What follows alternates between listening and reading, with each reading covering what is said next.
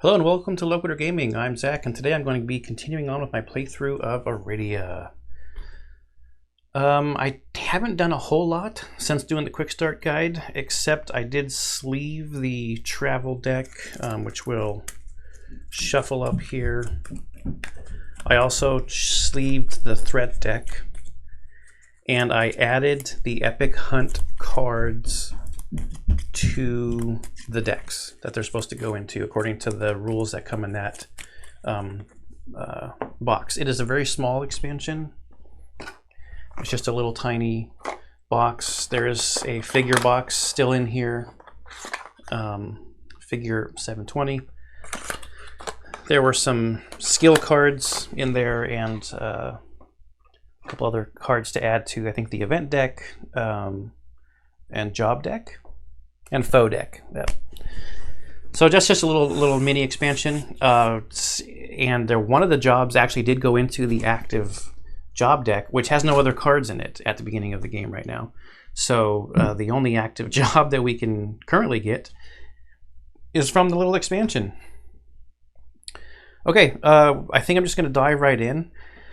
We are still at Hex E2 from the end of the quick start guide, so we can still interact with point of interest 1, which is the camp here, and we can also enter the big 0 card, which I think we're going to do that first because I want to do that scry thing. I'm going to spend the only dollar that I have. Actually, I don't know if that's a good idea, because I was going to try to go to find that village, but if I go to the village first, then I might not have a bunch of, I might not have money. The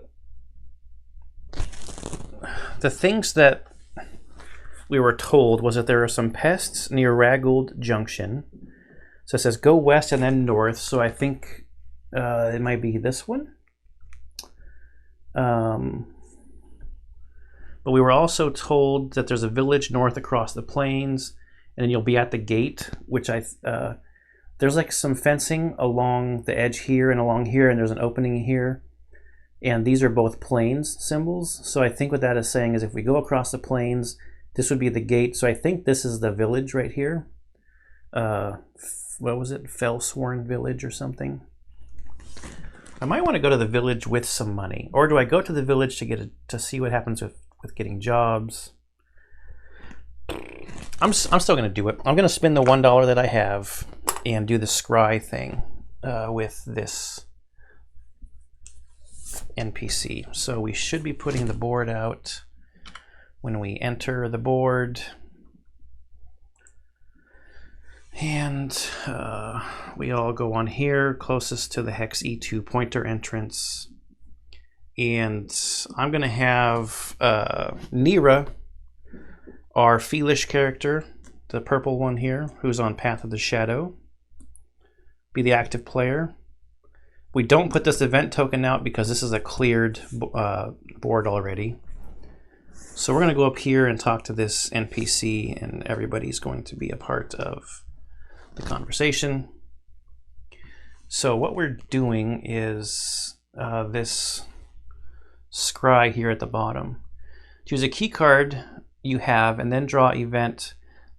Is at 526. It's kind of hard to see with these recording lights in my face. 526, yes. So we're going to pay our buck off of Nira, the one that we earned during the quick start, the only dollar we had, and draw event 526.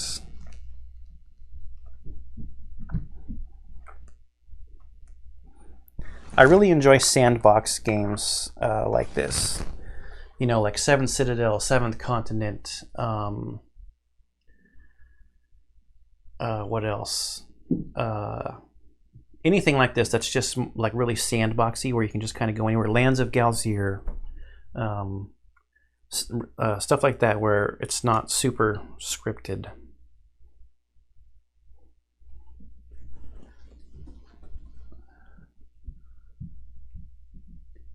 Cetacean? Is that his name? Cetacean? I don't know. Puts a hand over his map and focuses.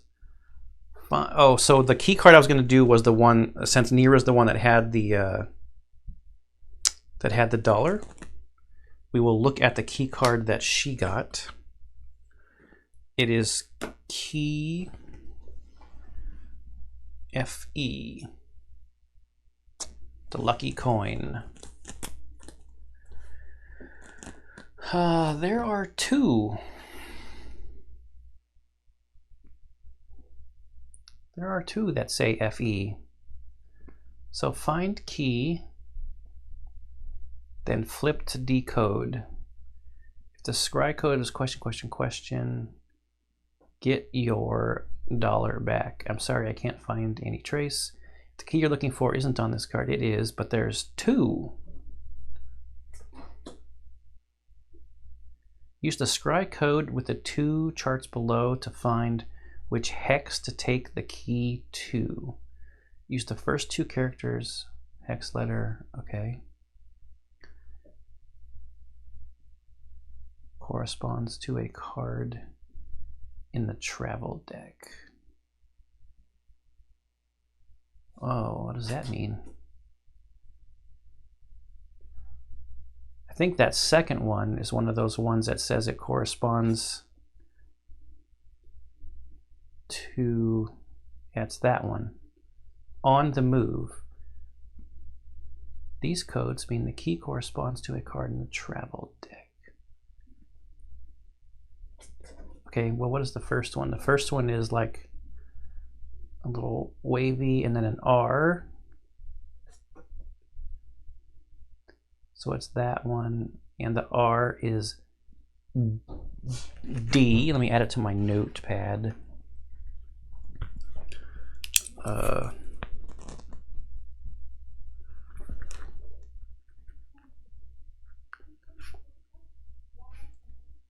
Nira's key is D, and then the next two are like a X and a B. The X and the B. D1. Oh, that's where we were headed for the rat or pests. I'm assuming it's rats because I saw rat pictures in the rule book, and this is like an RPG game, and the first quest is always go into the basement of the tavern or the warehouse and defeat the rats. And we also have these weird looking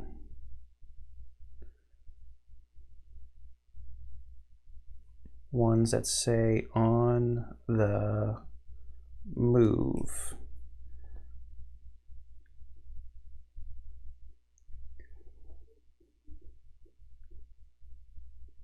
Okay. Not sure what all of this means.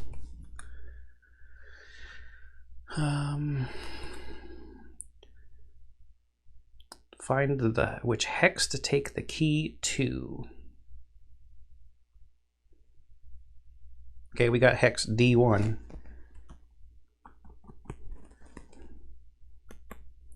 D1.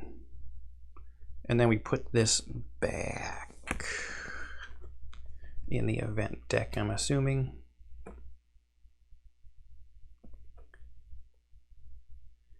If the key you're looking for isn't on this card, draw event 527. But it was, so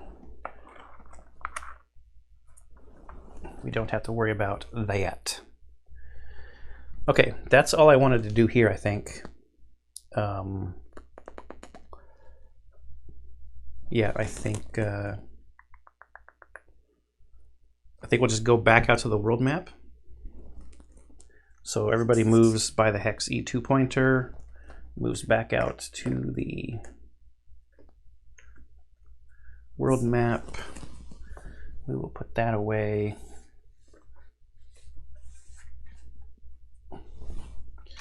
I'm going to put the NPC away. I think I'm just going to leave the exile camp out on the board for now. We already got the RP point, so we have to make sure we put this back in the manner that tells us that we've gotten the RP point already. 180, 170, 59. Okay, it goes from 59 to 63. Done. Okay, so let's move.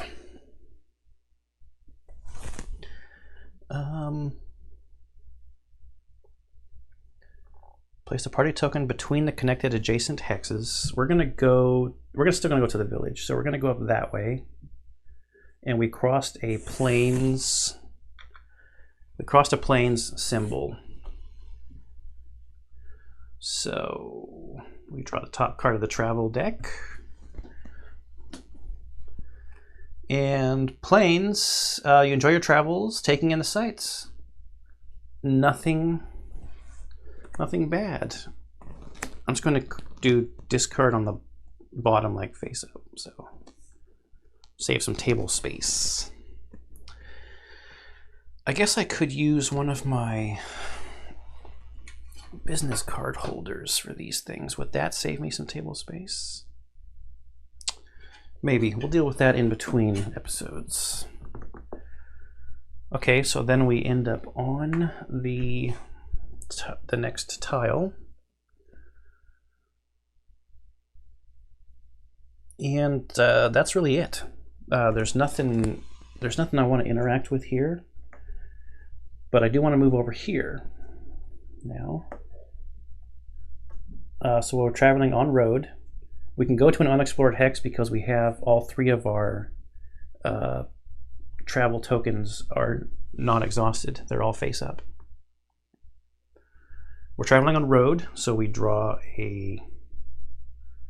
another travel card. It is, you enjoy your travels, taking in the sights because it is road. All right.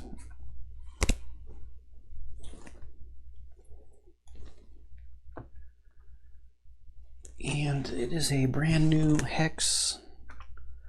So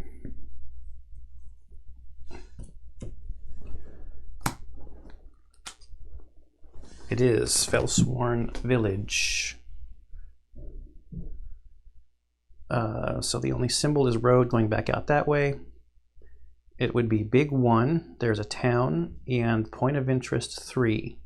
So we could interact with point of interest 3 while we're on the world map. So let's take a peek at it.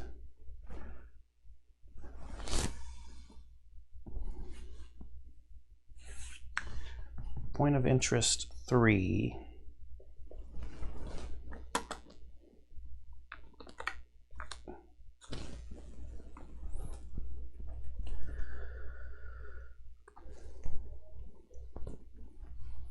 Felsworn Village. You find yourselves in a small marketplace. Shopkeepers are busy helping customers and drawing attention to their wares. The first time you draw this card, add job 1 to the job deck. All right. We'll take that from the inactive and move it to the active with our expansion job. And then we can flip this to look at the town actions. So we could look at the job board. We could fill out knapsack. We could rest. We could also do apothecary to fill potions. We could repair 7 durability. Wow, for a 1. Oh, the other thing we're supposed to do, because there is a armorer down here, we need to see what this town has available. And there's an interesting rule here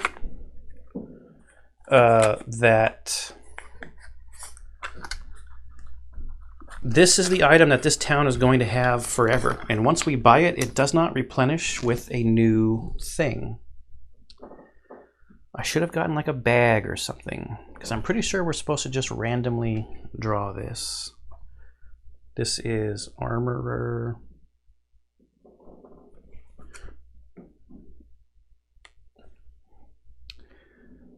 Place one item at random from the corresponding pathless chest. Yes. I do remember reading somewhere that we shouldn't look, but we should be able to tell the size of the tile that we're reaching for. I'm looking around to see if I have like a bag or something close by, or a cup. I do have a cup. Okay, I'm going to throw in a real fast cut and go grab that cup so that I can draw a tile out of it randomly. Right back. All right, I got my cup. I think I'm going to try to grab a small square because I have a lot more small square spots available on my characters right now.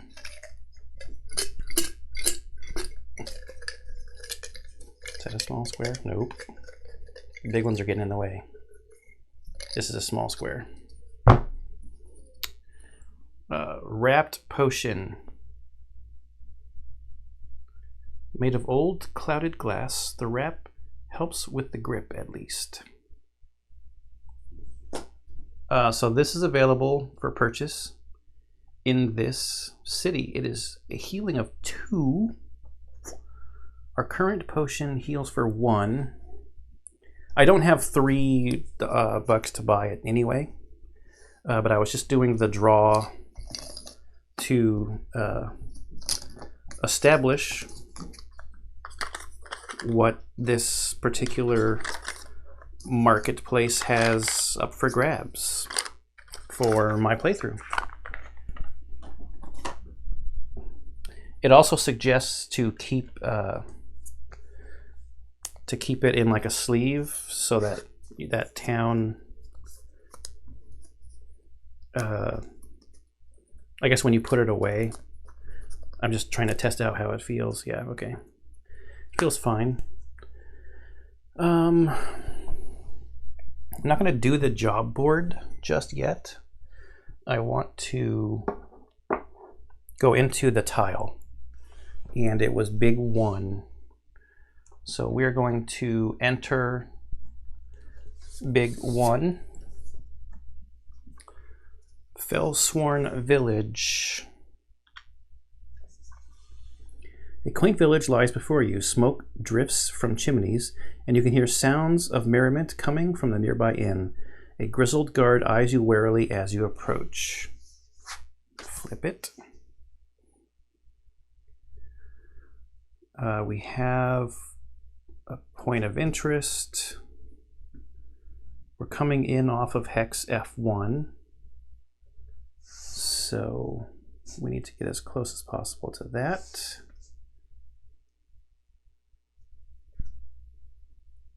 Guess like this. We have some buildings we could go into, it looks like. An NPC we could talk to. Point of interest.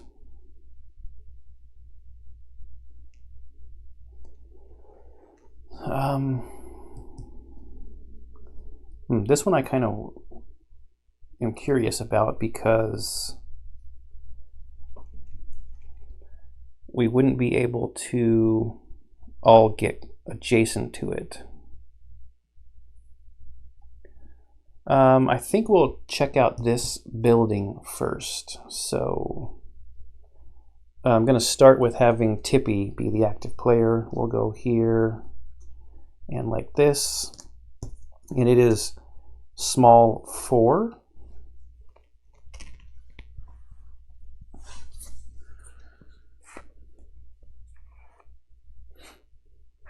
I almost wonder if it's better to keep these things out of these boxes until it's time to pack the game away.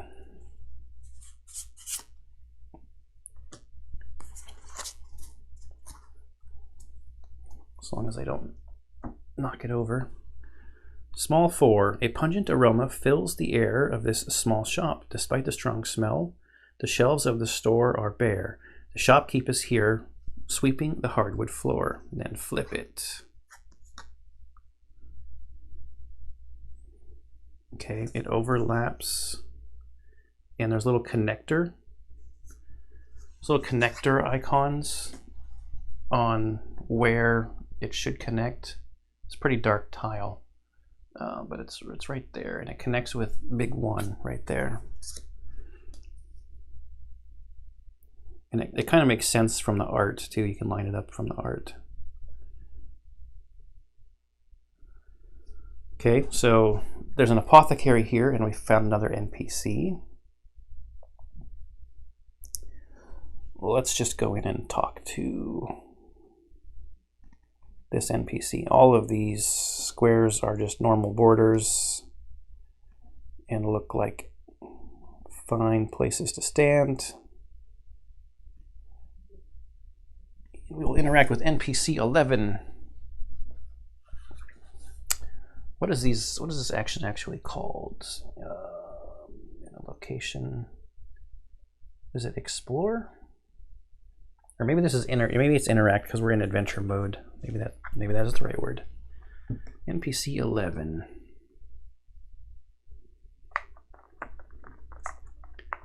$13, $12, $11.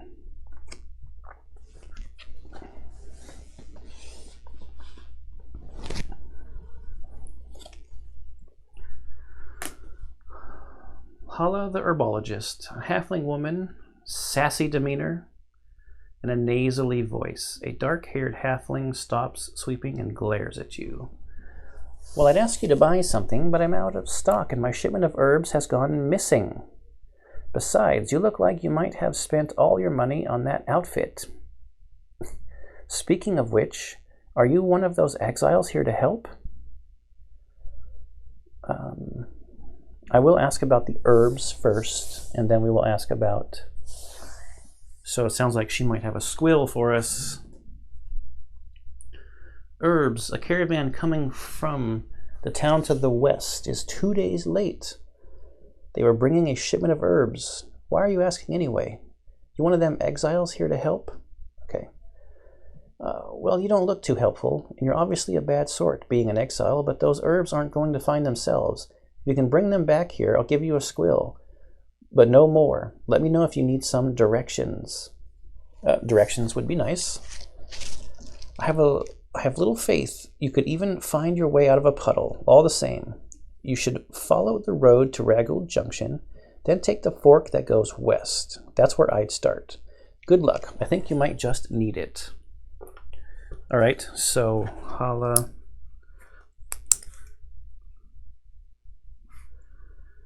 In Felsworn told us to go to Raggold Junction and then go west. We get an RP. All of our RPs are full.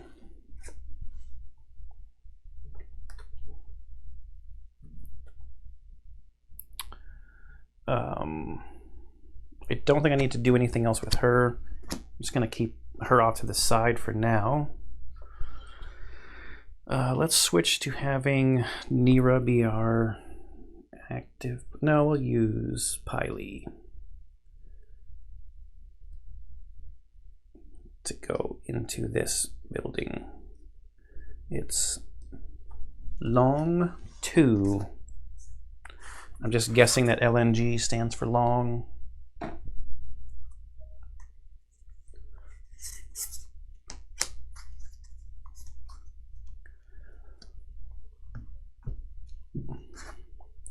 The Flying Fish Inn.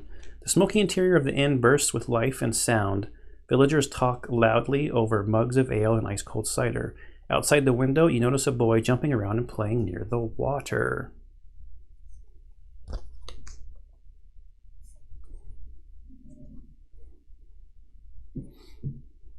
Okay, quite a few NPCs. and some stairs. So this just goes over the whole map.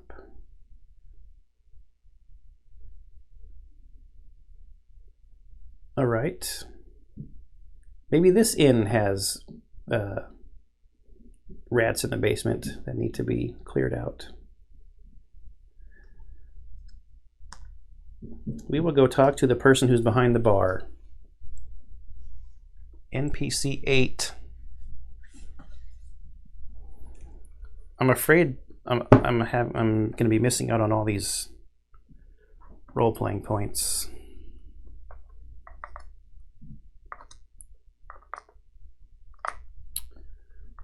NPC 8.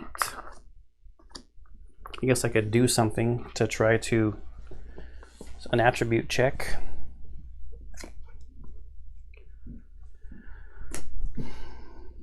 Darley the innkeeper. It's a human man. He's suave with a big grin.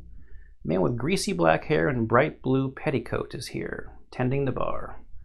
Welcome to the Flying Fish. I'm Darley, the proprietor. I'm terribly sorry, but because of a little trouble, I'm unable to offer you a room. If there's anything else you need, just ask. Was resting on the thing? Yeah, resting was there.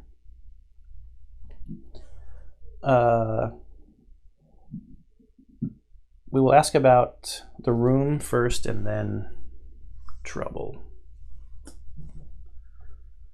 Terribly sorry, but there's no vacancy today on account of some trouble. Truth be told, I've got a bit of a tricky situation upstairs. There's an unwanted guest, but I've had some trouble removing her. I'm just waiting for someone to swing by from the guild, see if this squill might persuade them to help. Well, it's a bit complicated, but they checked into our establishment a little while back, and they haven't left yet. I might have guessed you're with the guild. If you were to remove my unwanted guest, I'd be happy to pay you a squill. They're in the guest room on the 2nd floor. All right, Carol, we're going to do this now before we do anything else, because I'm thinking we might have to do some attribute checks and stuff and spend some RP points before we keep losing out on the opportunity to get more RP points. So we are going to interact with these stairs, which means we draw a small 5, and since it's stairs, it should be its own independent floor, separate from this floor.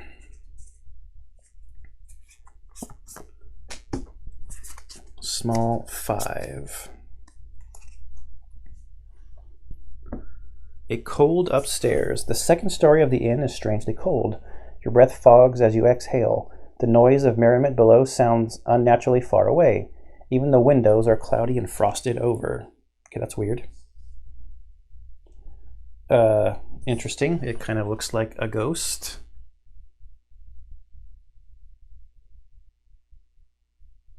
And there's only one spot, I think, that will be considered adjacent because of those lines, because of the black lines. So I have to pick wisely who my active player is going to be. Everybody has Charisma 1. A Charisma 1 bonus. We've got some intelligence bonuses. I was thinking we might have to strong arm somebody, but this, since this is a ghost looking thing,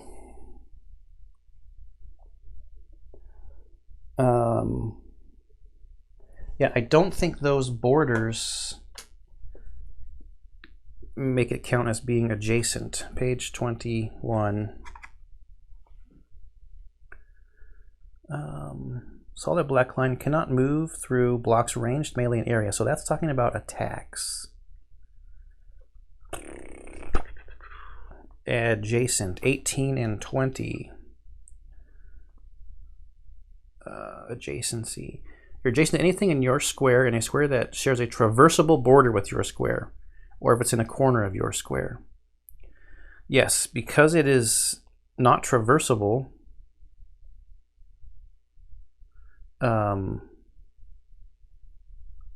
those squares don't count as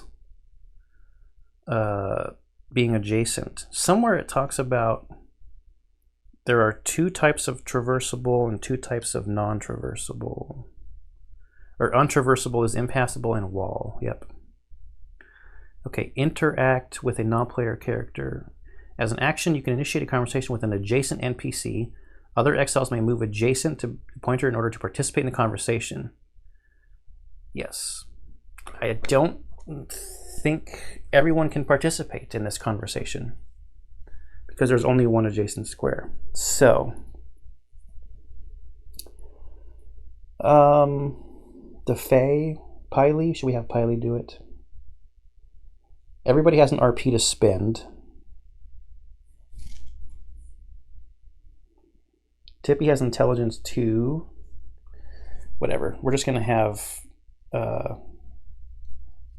we'll have Piley. Piley is, for some reason I continue to want the purple character to be the Fae character.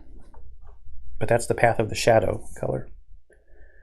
Okay, so Piley is there. We will get NPC 10 out of the deck.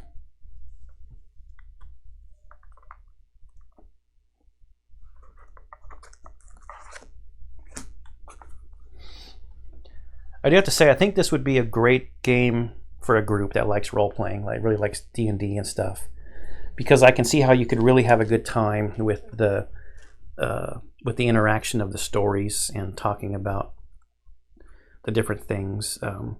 It's a little different when you're solo because I flip the card over and I get to see everything basically. So that's something that's slightly different playing solo than what you lose out by playing solo, I guess. Woman, ghost, tired, rubbing eyes. You see a semi-translucent ghost in her nightgown hovering a few inches off the floor. Big yawn, top of the morning to you. It is morning, right? I suppose you're here because Darley sent you to ask me to leave. Or are you going to try and force me out? I'm going to do Darley first and then ask to leave. I'm not going to do force her out yet. So we'll do Darley and then ask to leave. I guess this is one way. You can kind of play a little bit blind solo, is setting yourself like an order of how you're going to do these.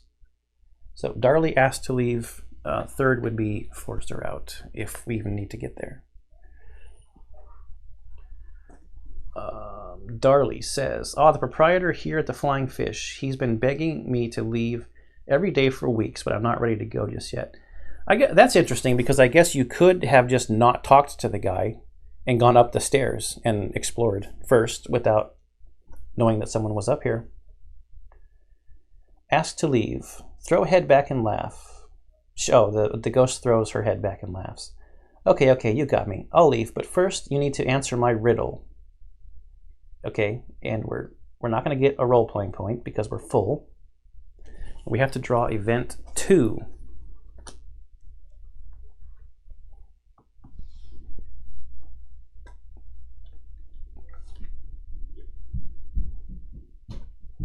Oh, geez. Well, at least she has some intelligence. Dead rat. Searching through... Wait, what? It's event 7, sorry.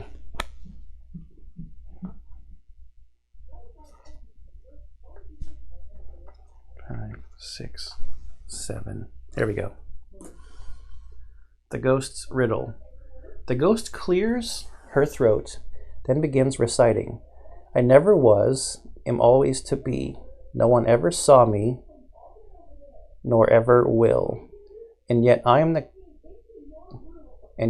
confidence of all. The ghost looks at you, waiting for an answer. All right.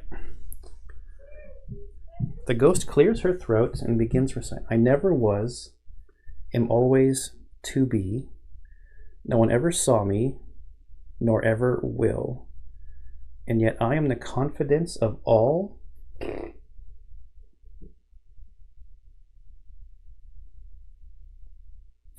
I have no idea.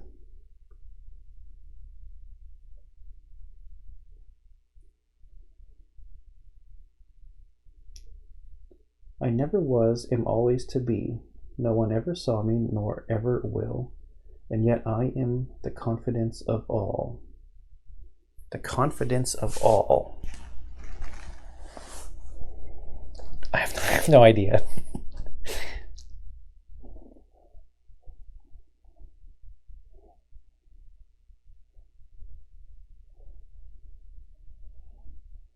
Is it like the gods or something?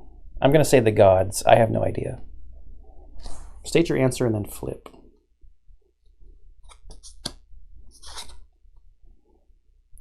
Was your answer tomorrow, the future, or a synonym? No, it was not. All right. Oh, you're not quite as smart as you look. Well, I can't stay here forever. Looks like I'm off. With that, the ghost vanishes along with the cold mists. And, okay. Lots of stuff to do here. What would I have gotten?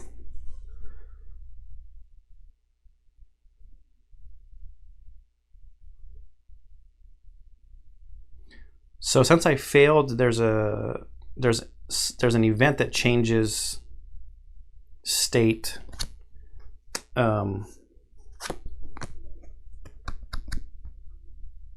But that's the only difference. Okay, so, and there's lots of state changes and things to do here. So NPC 10 gets banished to the back. Small 5 has its state changed. So we are going to small 5 B.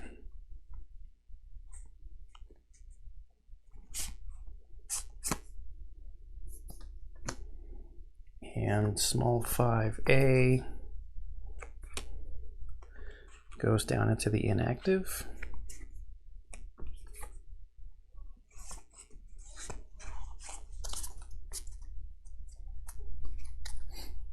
Okay. Event 261 has its state changed.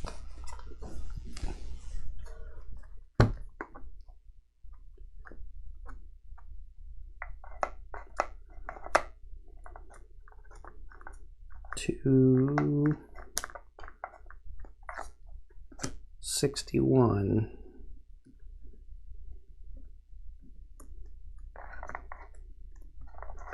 Changes to B.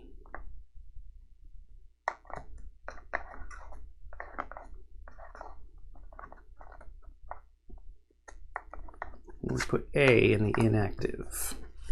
Okay, that's cool. Changing the game for later. Gain key 6. And add travel 13 to the bottom of the travel discard pile.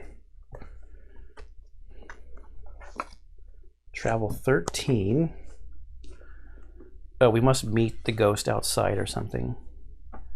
What was the other thing? Key 6. 1, 2, 3, 4, 5, 6.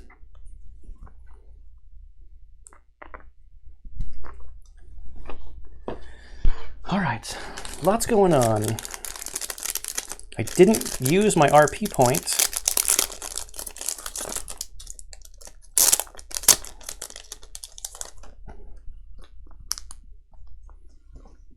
Okay, this travel card goes to the bottom of the travel discard pile.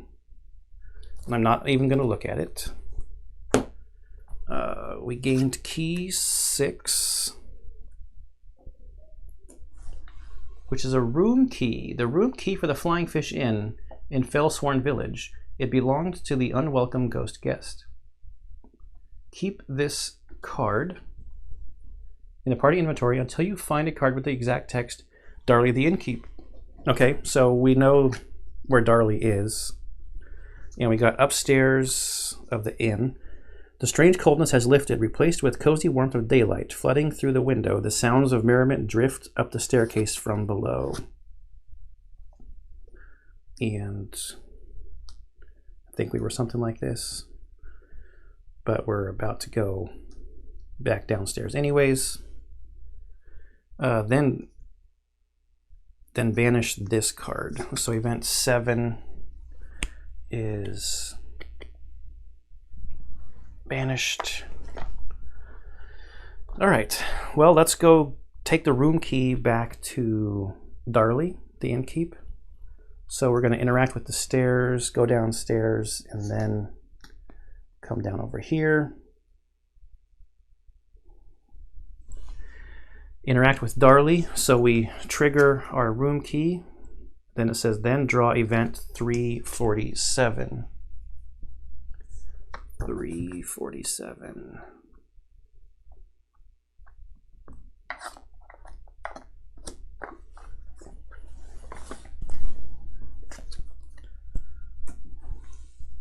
Gone ghost. You hand the room key to the innkeep. It's done then. Our unwelcome guest has left. Thank you so much for your help. Flip it. The innkeep shakes your hand, thanking you over and over. In addition to this squall, I got you a little something. I got a little something for you, as I thank you, from the Flying Fish Inn. He hands you a knapsack and a small wooden coin. Gain DOS 1 from the dossier. NPC 8 goes to 8, and we banish key 6. Okay. Now I gotta dig to the bottom of the box to get the dossiers out. The room key is banished. Let's change the state of Darley. That's NPC 8B. Goes into there. So Darley has changed if we want to interact with him again, but we... Oh, I gotta get the dossier thing out.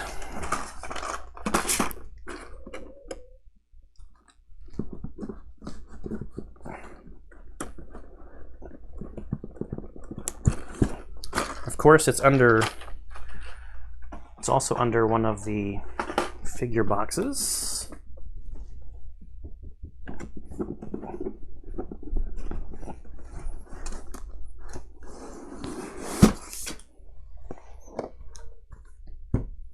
Do not open until directed. We have been directed.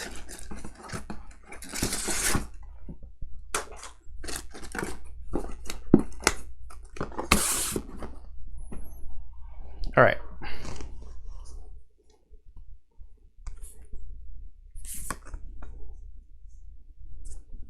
We can zoom out for this. Take this off of here. Keep this card as a squill. I think we are supposed to put these in the party inventory. Yes. As a squill. We did everything. NPC 8 went to B.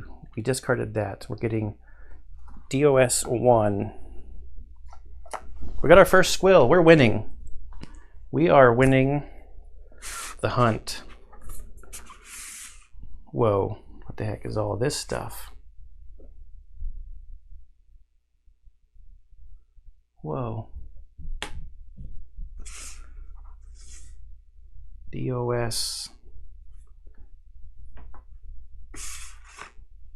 1.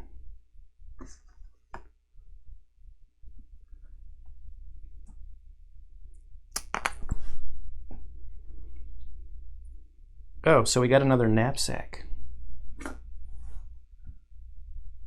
flying fish knapsack. And the part that the green screen is not playing nice with, it's like a little fish. Flying fish symbol. That's cool. With these are really cool. You can't tell anything by looking at this what any of this future stuff is. This is really neat. The production on this game is pretty awesome.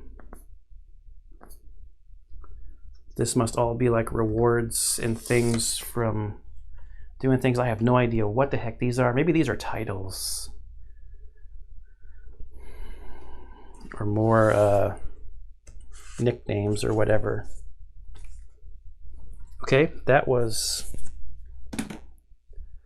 our reward in addition to the squill. What did I do with it? Here it is. Who has room? Tippy doesn't have anything on his belt. He's going to get a full knapsack. For a minor action in combat, we can recover an SP, and outside of combat, we can just recover an SP. All right, that's cool. Okay, do we interact with him again?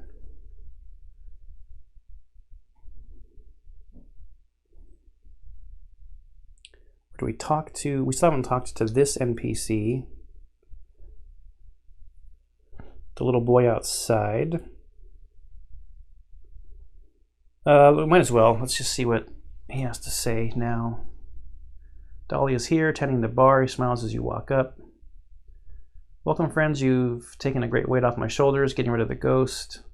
Tell you what, if you've got that knapsack, I'll fill it with sandwiches on the house.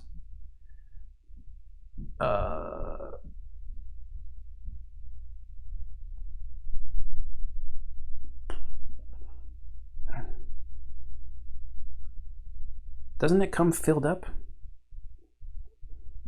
I'm going to ask about a different topic and then not talk to him again, because I don't want to lose the opportunity to maybe, because if that's a role-playing point, like filling up the sandwiches, I don't want to lose the opportunity to do it later.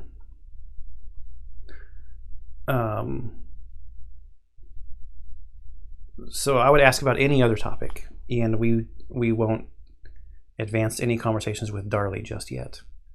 Let's go over to the what looks like a dwarf sitting here at this table, and I'm going to have Tippy, the halfling, be our active character. This is NPC 9. This one should actually be in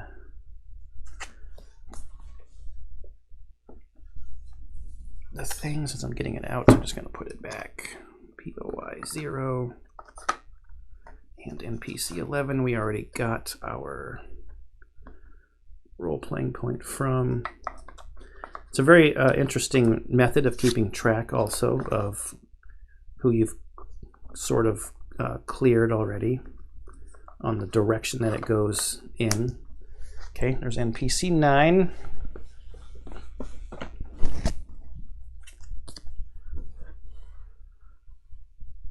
Gren Fesk, dwarf. He's confident and he's drumming his fingers. A dwarf sits here, nervous eyes flicking across the room. Nod at them. Hey, you there. Have you heard the latest rumors? I'm a veritable bastion of informative information. I could tell you about horrors of an agricultural nature or the grief of a brother if you'd buy me a drink.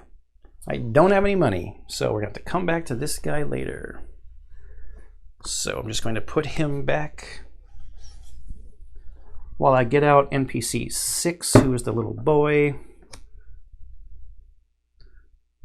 We will move out here and talk to the boy. He's kind of at an intersection. Gotta make sure I put NPC 9 back the right direction. Show that we haven't been able to finish his conversation because I spent my money scrying. snot-nosed kid. He's got a bucket on his head. He's got a stuffy nose. That's hilarious.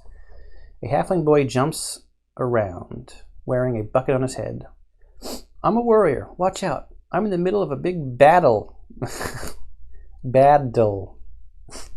I'm going to save the whole village. Wipes nose on sleeves. Mum says I talk too much. Warrior / Buddle and Mum. We will ask about them just in that order. Warrior, Buddle, and Mum. I'm a warrior exile, just like the ones I've seen at the camp near town. I'm fighting against a Kiro. And not just any Kiro. It's the mighty Nightbane. Okay, we'll ask about Nightbane. Kiros are big and scary, but Nightbane is the scariest monster in all the basin. It got flying wings, sharp teeth, huge claws, and a tail, so watch out. Okay, we'll ask about Mum. Mum runs the herb oligi shop. It's boring in there and smells like plants. Ugh, wipe nose. But she says I can't tell strangers about nothing, not even my hidden treasure. One time only. I'm going to do this now. I think I'm going to save this one also. Save myself some stuff to do later. We'll go out and talk to NPC 7 because I want to look at the job board also. There's a point of interest down here too, so let's talk to NPC 7. We're getting some nice information on some things we can do. NPC 7. Gray the Warden. He's alert. She is alert and raises eyebrows. A bustling guard stands here, hand on hilt. She nods at you knowingly, eyeing your brass pin. You there, exiles. I haven't seen your faces around here. Don't bring no trouble and you won't get none either. I don't like having you here, but they said you'd be helpful. I guess we'll see. Let me know if you need directions or if you're looking for work. We will ask about work first and then directions, because that's why we're here, right? Work. Well, if you're looking for work, there's always people complaining at the Flying Fish Inn. She points a thumb at the big red building behind her. Okay. And then I said we would ask about directions. Now there's Hala's herbology shop with the blue roof, and the Flying Fish Inn is just behind me. On the dock is the ferry, if you're looking to cross. A word of caution, if you take the road west, stay clear of the grasslands. If you take the road west, stay clear of the grasslands. Okay, I don't see grasslands as a terrain we can cross, but maybe when we get up to a different hex. From the ferry, I could have guessed most travelers are looking to cross the river. You want to speak to Jeffrin? He's the boatsman around here. He's in the little house with the thatched roof. Oh, that's the point of interest. We don't have any ability to get a role-playing point there. A fearsome beast stalks the grasslands, a Kiro. I've been hunting it for years, but to no avail. The foul fiend Nightbane. Beware, exile, beware. That's the same thing that the kid was talking about.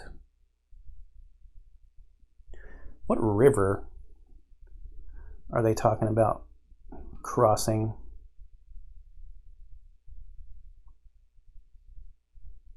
I don't know what river they're talking about. Or, yeah, that this person is talking about.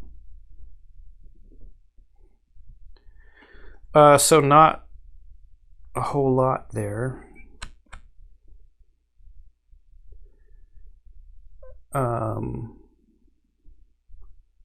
Do we need to go to POI 6? I guess we could go there and talk to them. I think what we should do is go to the jobs board and see what the job that got added is, because we need money to come back and talk to the NPC. And there's also the pests that Thads talked about near Ragul Junction that we might be able to check out. Where are we at? We got like half an hour left.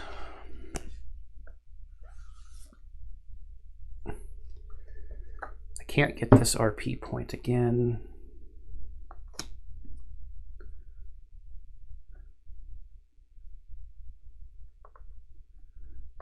But that doesn't mean that this NPC is inactive. All right, so let's put you back in here. And we're going to put the snot-nosed kid back in here, and Darley the innkeep in the new state that we have not purposefully not gone to his other side. I could be wrong about the knapsack, but I thought that you got these things filled when you got them new. All right, let's just go to POI 6. It's another thing that has walls, so I will pick. Let's have Tippy be the active character. Maybe they can't even move if they can't get adjacent. Well, anybody can just move anywhere whenever they want. We'll move those two and then that guy, and then say we're interacting with. Point of interest 6.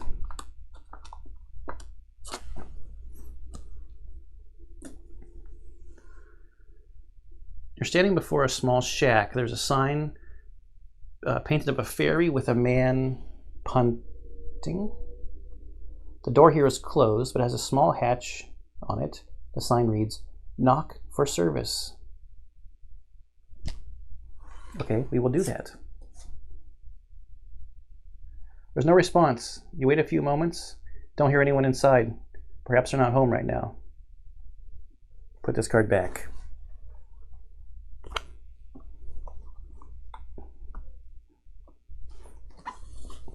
Then we're going to go back outside to the world map.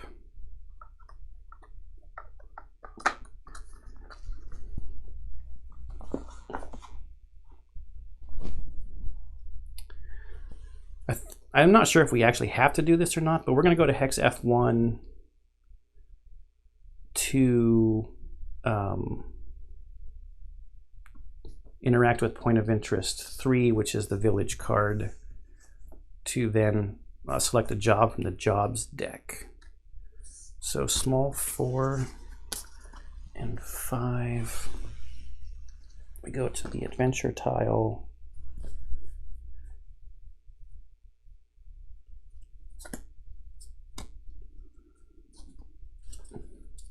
It just seems kind of easier to shuffle through these map tiles when they're not in the box.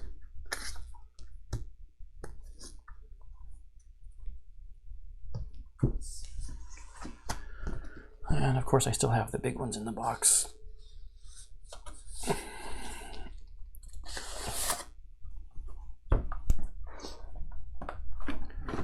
All right, we are out on the hex now. And we are going to do the job action, the job board. Select a job from the job deck. I'm not going to take the expansion one. I think I want to start with card number 1 just to kind of ease into it. I mean, we could take a look at both of them, I guess. There's no reason. It's not like hidden information.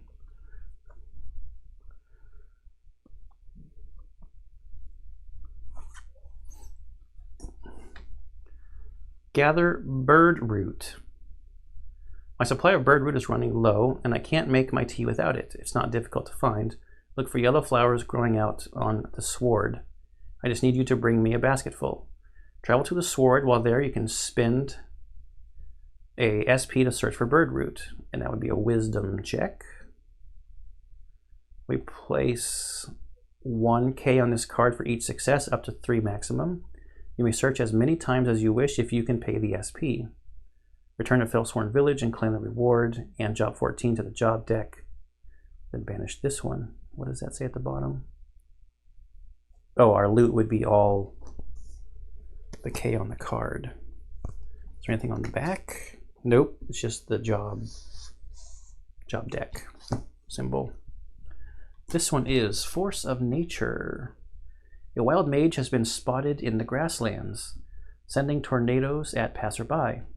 Travel to the singing fields, then shuffle something into the top 2 of the travel deck. So this is the hunt type. I don't know where the singing fields are. We're going to take the gather the bird root one. Actually, I don't even know where the sword is yet. I haven't uncovered it. So this is our job. We can only have one job at a time, if I recall correctly. Now let's travel. I think we're done at Felsworn Village. We have Hala in Felsworn. So they go to Ragul Junction and then go west to look for her thing. Or we could go to D1 and try to do the pests thing. So go to Ragul Junction. So I think it's up. We're going to go to D1. So the first thing we're going to do is travel. It's road. So we draw a travel card and look at the road. Journey is difficult and your spirits sag. I want to uncover an unexplored tile next, so I cannot exhaust my token here. So I need to pay the SP. So everybody's paying an SP. And we discard that one. And we're going to go up here, traveling across road again. Okay, this one is not better. You pass this way easily, crossing road, so you do not have to worry about spending SP or exhausting anything. All right, and now we get to unveil a new tile.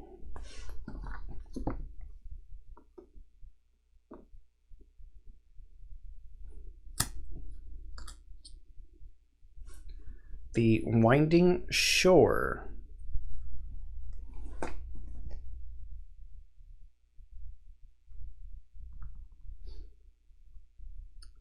There's a pointer there to medium 1 and some other directions we could go.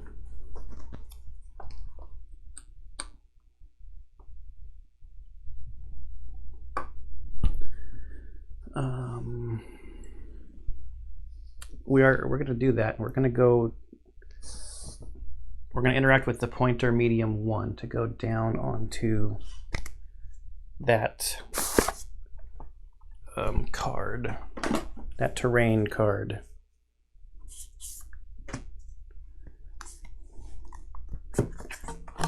Oh geez, I totally just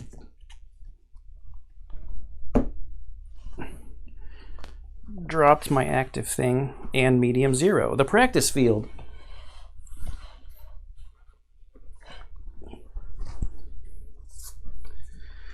One reason to keep them in the box, I guess. All right.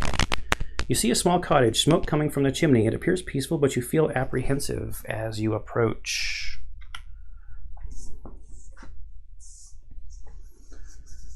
Okay, we came in from hex D1, so we need to go close to this pointer. Okay, there's an event here, so we got to put this event marker here at this intersection. And there's an entrance to the small cottage right here. Now, you cannot just breeze past event tokens whenever you want. If someone goes there to interact with it, the other players can move up to be part of the interaction with the event, but you can't just breeze past event tokens. So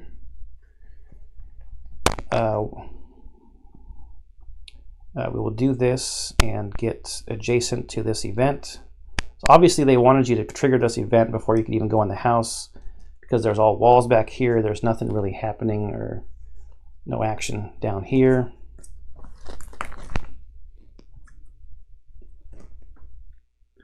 There are a lot of event tokens. Can you get onto a tile that has 5 events on it? That's crazy. What number is it? 210. I probably just be fine in the middle. 210.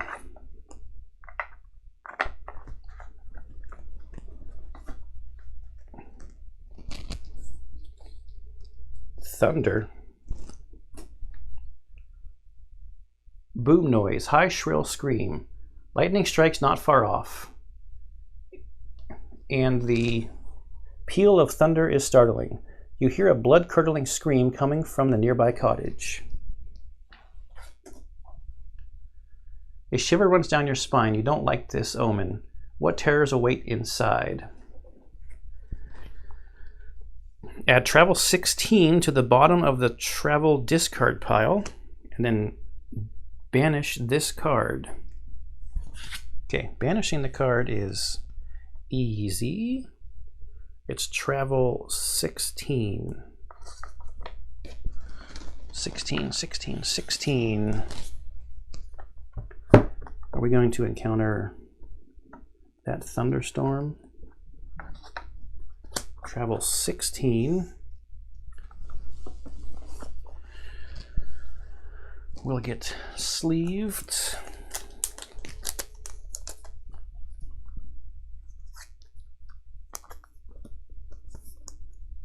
Added to the bottom of the travel discard stack. Okay, now we will go interact with small 1. Blood-curdling scream. Apparently someone in there is afraid of lightning. Light pours in through the kitchen window as fire burns merrily on the hearth. The scent of fresh-baked bread wafts across the room. A woman looks up nervously as you enter. I mean, we are kind of just like opening someone's door, I guess. We will go in there and talk to NPC 3. There are also some stairs over here.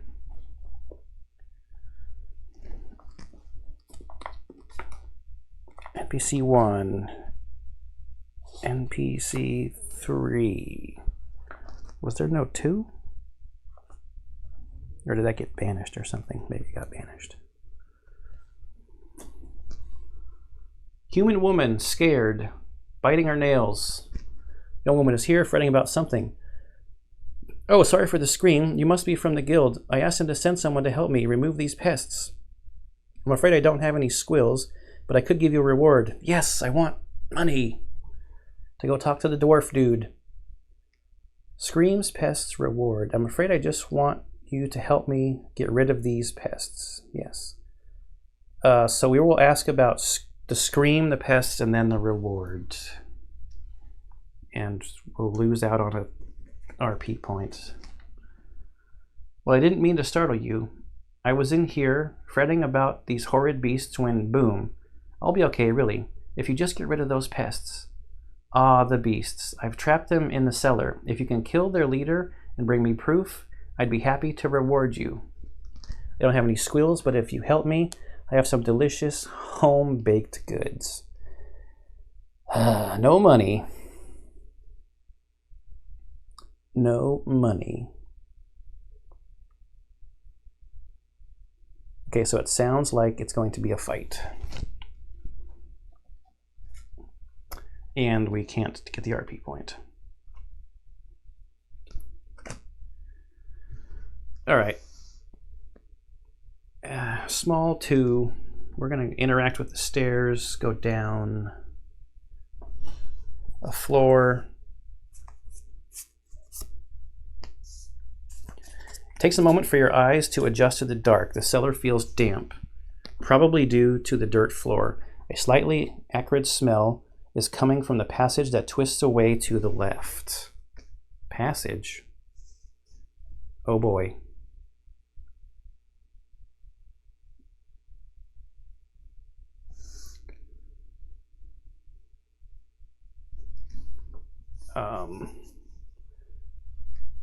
So we can move that up out of the way.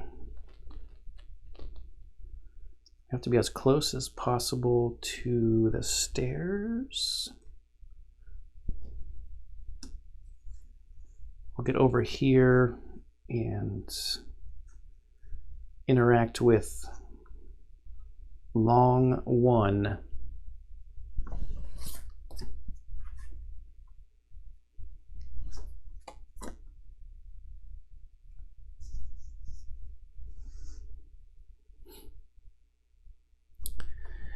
And we end up with 1, 2, 3, 4 foes and a couple of small connectors here. An hour 13. I think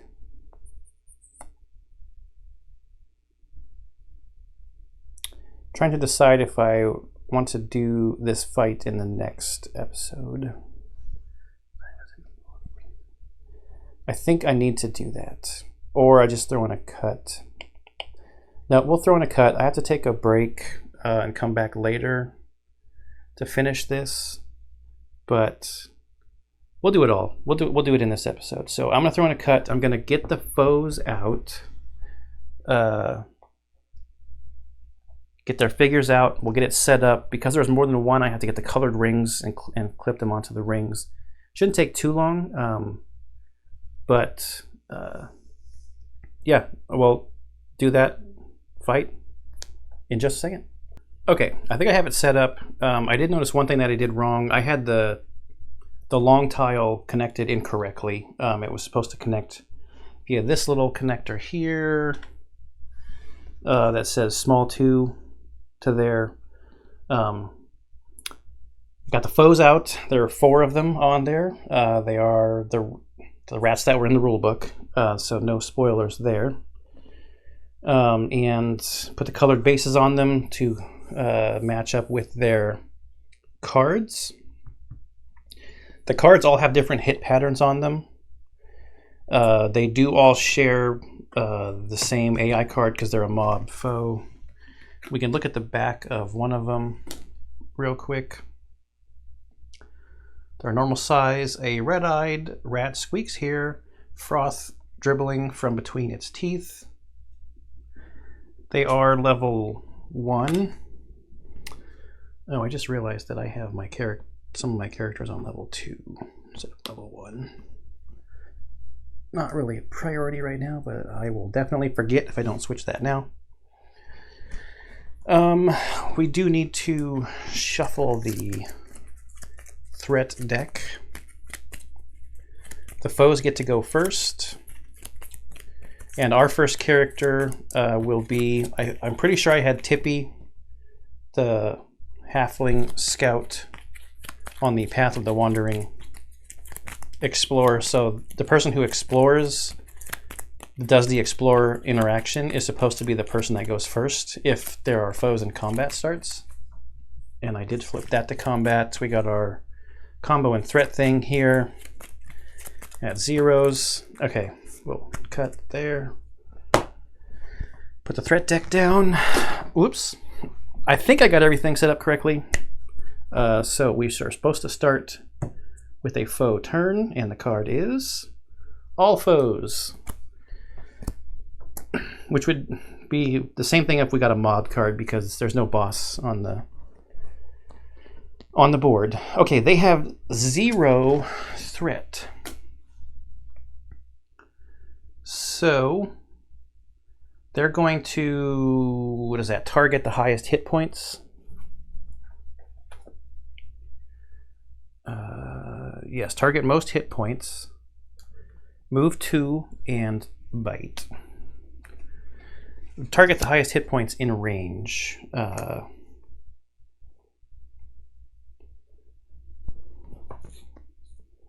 I'm pretty sure.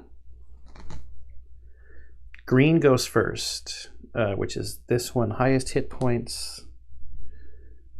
2 to 3 is Tippy. So 1, 2. And bite, because bite is you have to be directly in front of to do it. This is a 1 damage bite, and it is a yellow die. Where are we going to be able to roll and not completely screw everything up?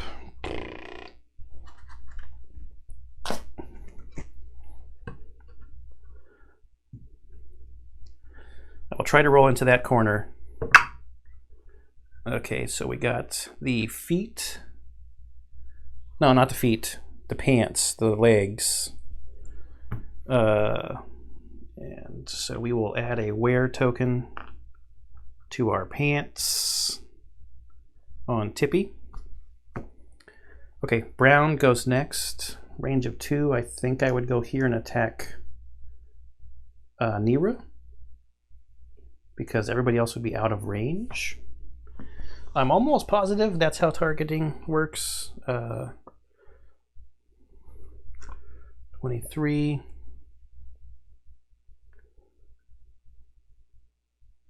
Miniatures and targeting. It's been a day. There has been 2 days, and I can't remember.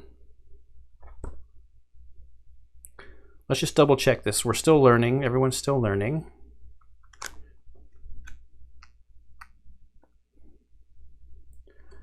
Range, positional grids. I know what they try to they pick their target.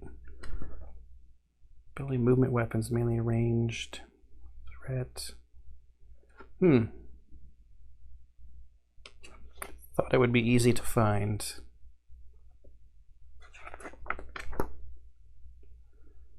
Foe behaviors, resolving behaviors, foe targeting. Identify every exile that could be hit by the attack. Among those exiles, apply the targeting priority to choose which exiles are targeted. If there's a tie, target the exile that requires the fewest to reach. There's still a tie. Foes move in the map similarly. So yeah, I think we have to target one that's within our movement range.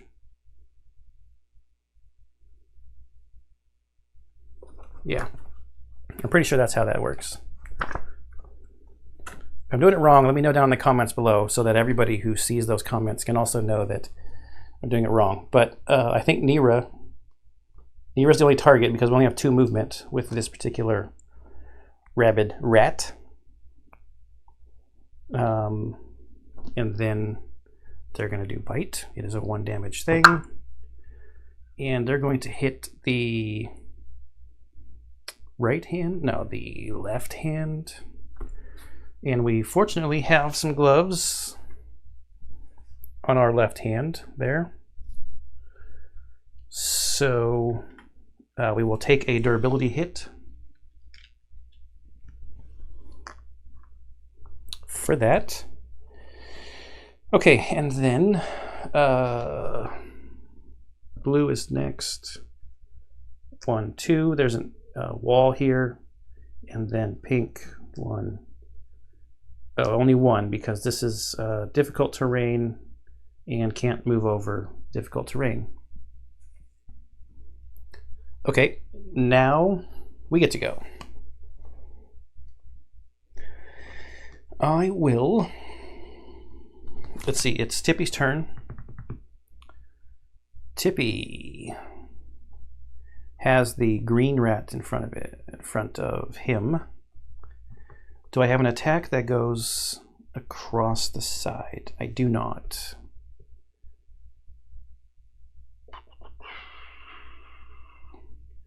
But I could mark.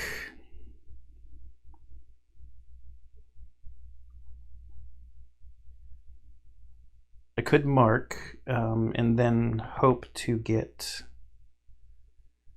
I'm trying to take out a rat a turn here.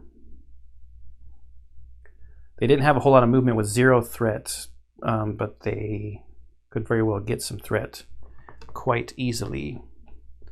So I'm going to do a free action to mark the green enemy here. They all do have 1 weak point, and their weak points increase threat. So they're probably going to get all of us here soon. It's normal action while a foe you can see is exactly range 2 or 5, pay 2 combo. So we have to think about our mastering of our skills too. While holding a dagger adjacent to 2 or more foes, pay 2 MP as a free action for Vicious Blade. That could be pretty achievable this fight. And then here, shift a foe with twin missile twice in 1 turn. Same foe or different. Twin missile, make 1 basic twin attack versus all targets. We'll see if we can set that up. That might be kind of cool to do. Okay, so we marked, that's a free action. I'm too close to use my short bow.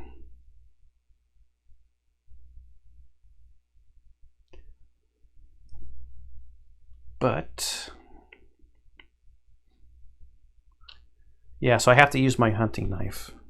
Yes, okay. So that's a dexterity check. So we will put a major action on our knife. Or normal, sorry, not major, normal. On our knife. We got an 8 plus our endurance is a 1 is a 9, so we just hit 1 spot. Okay, so I will hit this spot here, and I will pay 1 MP to use mark to aim and hit another one. And we'll just attack again.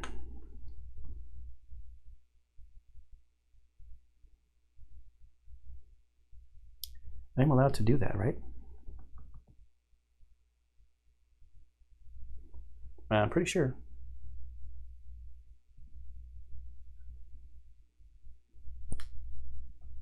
Let me throw in a cut real quick. I don't think there's any... No, because I think in one of the combat examples we did the same attack. We did the same attack twice. Yeah. Got a 10, which becomes an 11, and we would go up that way, hit the weak point. Oh, but I think when I kill it, if I kill it, the weak point doesn't trigger.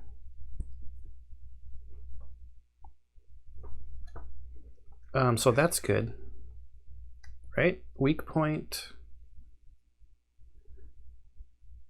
If you defeat a foe with your attack, their weak points won't resolve. Cool, so we're not adding the threat. So the other 2 rats aren't going to get to us.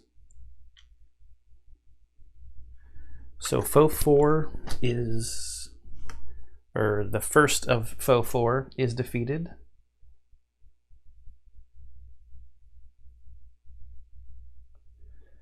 Okay, I don't think I get my mark back. Oops, that's not the right one. Because it says refresh out of combat. So you can see when the mark foe is damaged. Yeah, I don't think I get that back until outside of combat because of the symbol that's on the mark skill. It's like the...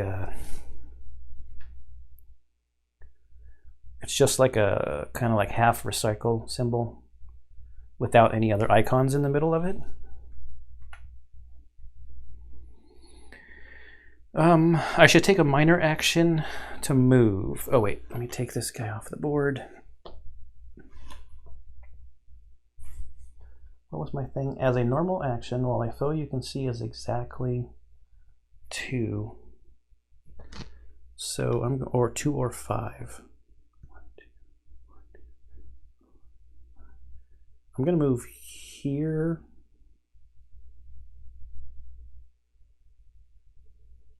Yep, I'm going to move there and get a combo point for moving.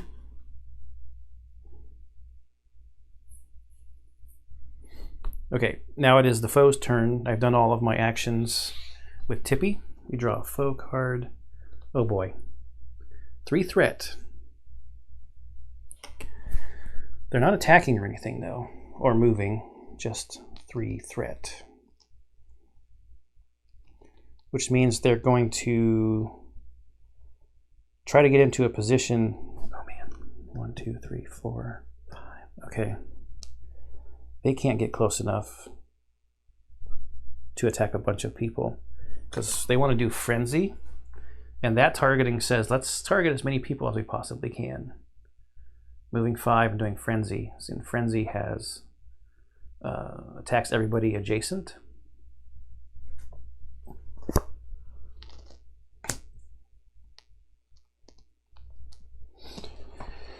Okay, we're facing the brown one in front of Nira. It is Nira's turn. Right here.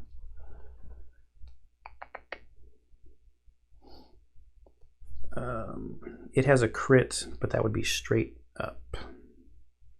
And our daggers... Oh, this is not a good foe for Nira because our dagger has a diagonal type of attack.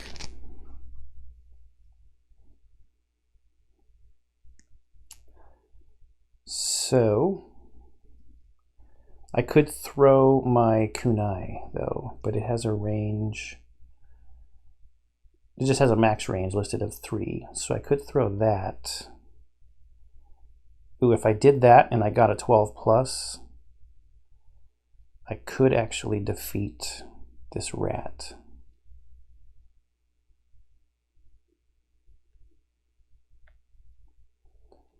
So let's do that. I will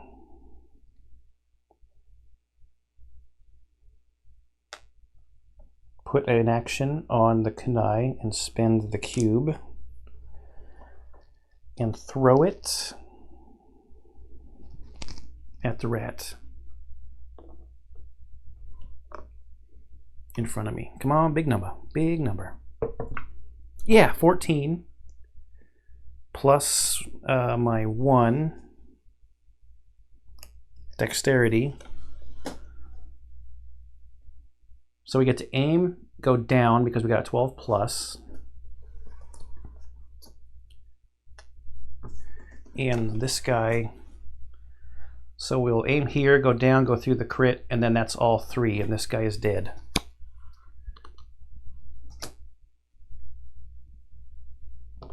Defeated.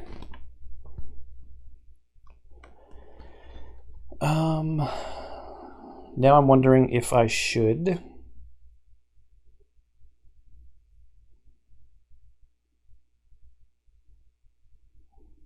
put some traps out. What were the two? Well, holding a dagger and adjacent to 2 or more foes. Yeah.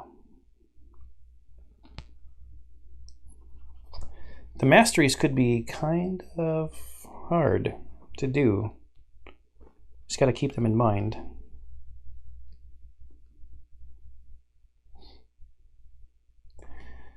Okay, I'm going to put a minor action on my sneak, which means I have to pay a combo point, which is a resource everyone can spend.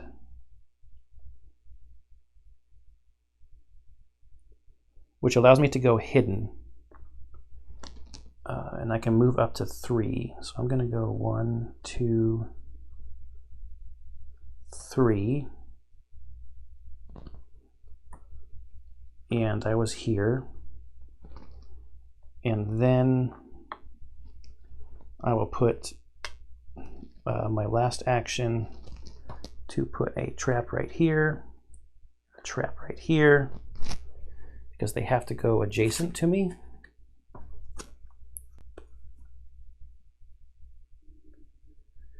Place an arm trap token to an empty adjacent square, remain hidden. And then I check charisma when they get into the, when they get adjacent to it or onto it.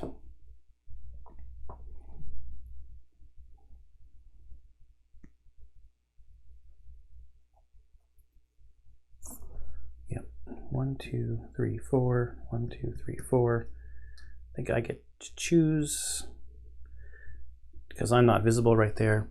Okay, that's all of my actions on Nira. Now we do a faux turn.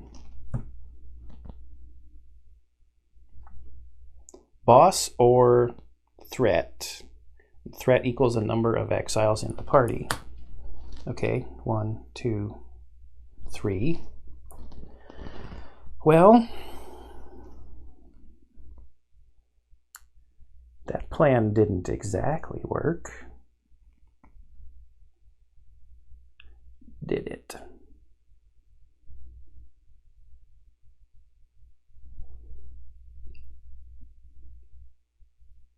I was hoping they would get to move.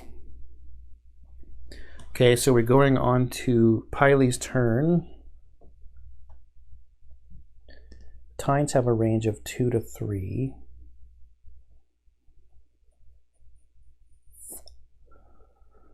And they do a cross pattern attack,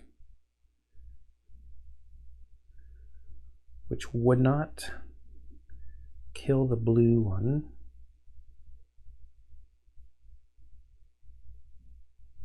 Choose a cardinal direction, deal to each foe in the chosen direction. When does this refresh? When I rest. Ooh.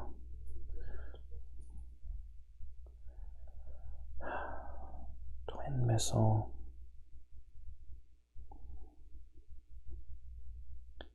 I wish I had a way to move. Oh, I can move. I could move twice. Oh, I can't do twin missile because I don't have enough combo points.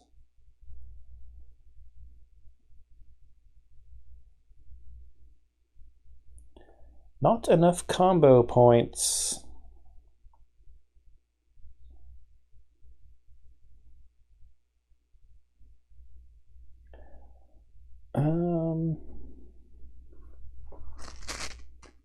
What do I want to do? Lightning bolt takes up 2 of my magic points.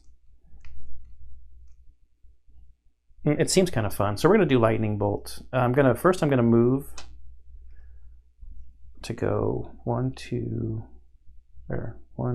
3, shoot.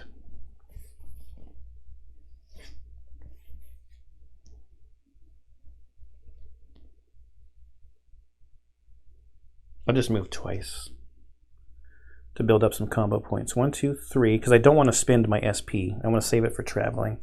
I get a combo point for moving. I'm going to do a normal action to move, and I'm only going to move 1 to here.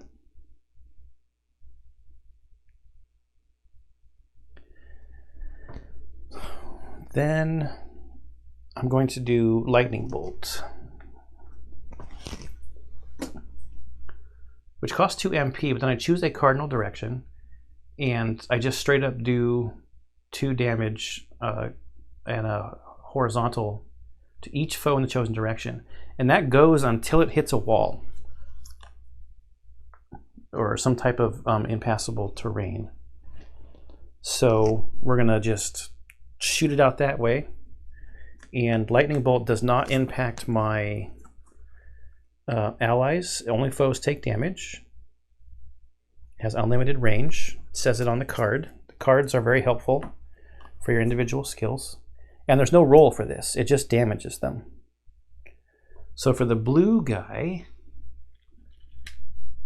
in the front, we will damage here and here. And then for the pink one in the back there, we go across his card, which hits a critical and takes it out.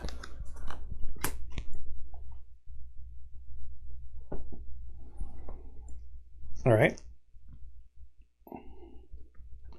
That's all of our actions with Piley. And now we draw a faux threat card.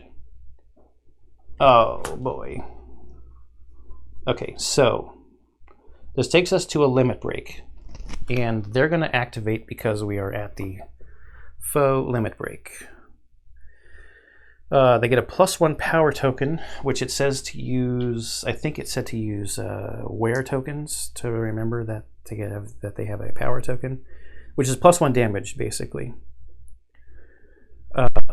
Then all foes activate as if an all foes threat card were drawn. Okay, so I think what's going to happen is they will do the 3 threat thing. There's one of them left, which means they want to get into position to attack the most possible. 1, 2, 3, 4, 5. Which they would think that here would be a good spot, but they can't get there because they think this character is here. So they would be thinking, hey, we could get 2 there, but I can't reach there. 1, 2, 3, 4, 5. Yeah. So they're going to want to come towards this character. 1, 2. But once they get here, we're going to trigger the trap. And my trap is a charisma check. I rolled a 3, which is fine because the trap has a minimum of 2. I pick a column, so I will pick this column here. The first empty hit point is this one, which defeats the foe.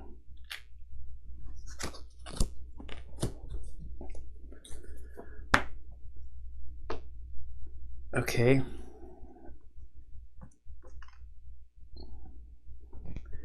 Now the traps out of combat just get picked up, I think. Yeah, free out of combat. Okay. So now we're out of combat. So I just get to pick up my traps. And we pick up this thing here.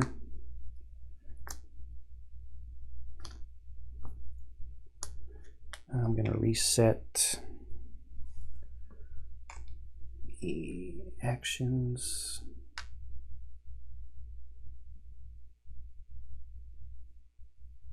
Forgot to spend the magic points for the lightning bolt.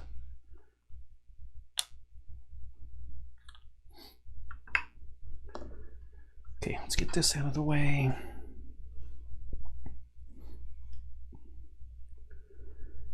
Now we would get our rewards. Everybody's going to get an XP. You get an XP. You get an XP. 1, 1. I like the way these boards are designed because it feels like in between games when you're saving, you just slip it back into the slip cover thing that they gave you, and your stuff will just stay there, which is nice. What else do we have here? We get to roll a die. Since Nira is the one whose trap triggered, we will roll her die. A 13. So between a 10 and a 19, $2. And I will spread that out. The lightning bolt was pivotal, so I will reward Piley. And then the trap was also pivotal. Pivotal? I could tell I was at work all day. Did I say pivotable?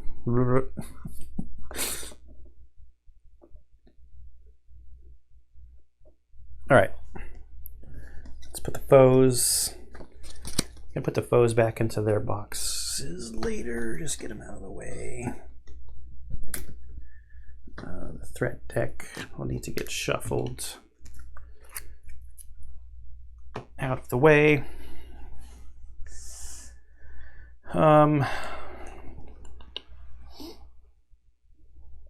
Okay, so our options for connectors are there's a small room here and a medium-sized room here.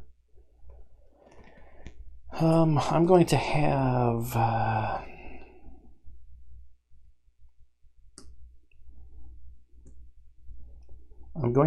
Nira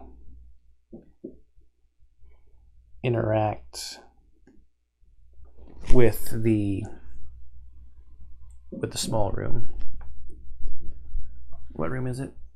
3.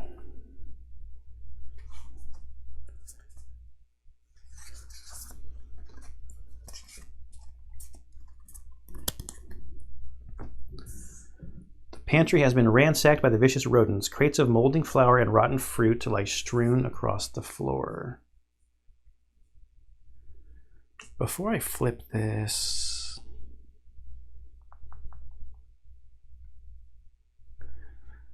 I'm going to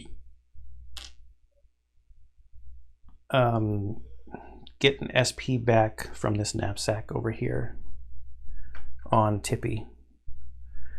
Because the description that she said was, I can give you some home baked goods, so I think we might be able to replenish our knapsacks. I'm guessing. We'll see. All right, let's flip this over. Okay. We have a point of interest and an event. And they line up like this.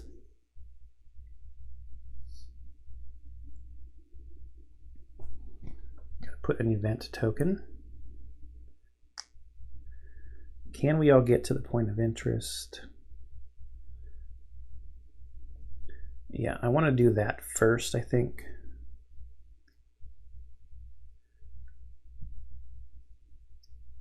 So it's POI 2.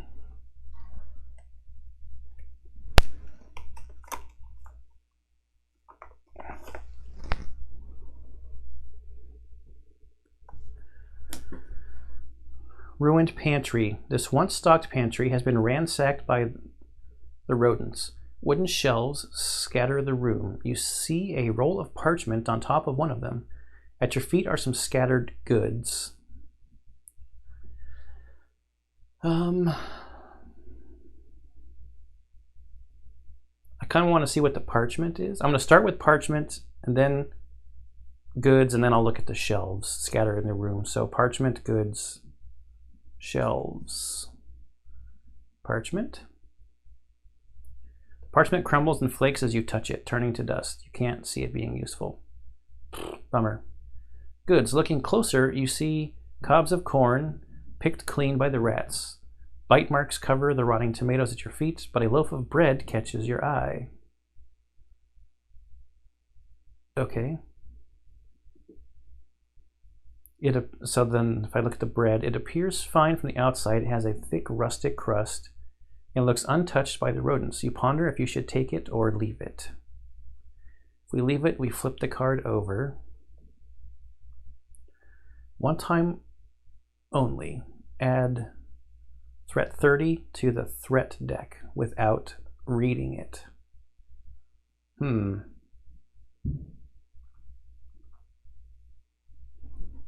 Sure.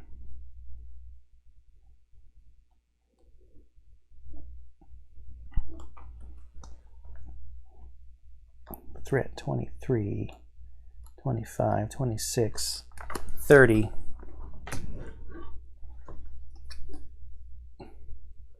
Threat 30.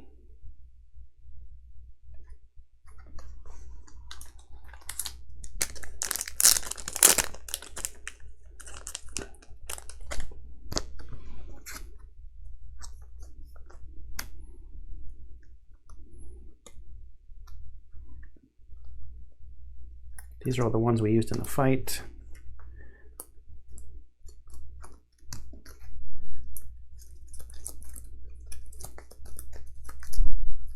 It is now part of the threat deck. And the shell, I mean, we should flip this, but then we're just going to come back to 30. Most of the ruined shelves are bare. A few have small round pellets. Upon closer inspection, you think those might be rat droppings. Marvelous. I don't think I'm going to need this. We can't get a role-playing point. We have not had to do an attribute check outside of combat to get our +3. So we're all just going to move over to this event. See what that says. I was kind of worried that it might be like a whole bunch more rats pop out at you. Event 2. It's right on top. Dead rat. Searching through the remains of the ruined pantry, you come across a much smaller rat, which startles you until you realize it's already dead. Intelligence 12. Oh, this is the one I almost read completely last time. If I fail, you shiver at the sight of it. If we succeed, something catches your attention. Okay, Tippy has intelligence 2.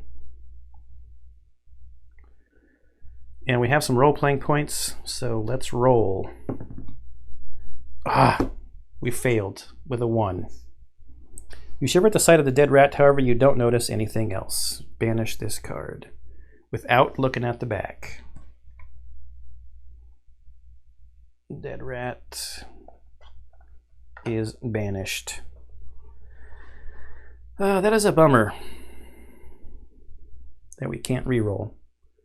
Okay, we're gonna go to the medium room, I guess.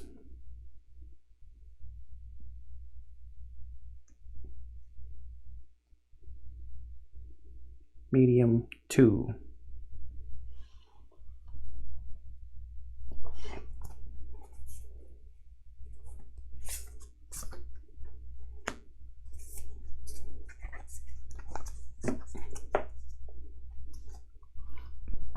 The rats have made a small kingdom here. Nests and scraps of treasure they've collected and piled high. The stench in here is sickening, and then you see it, a rodent of unusual size.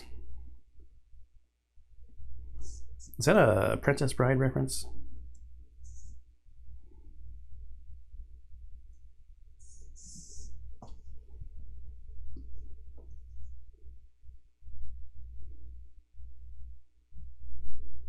Okay, they connect like that.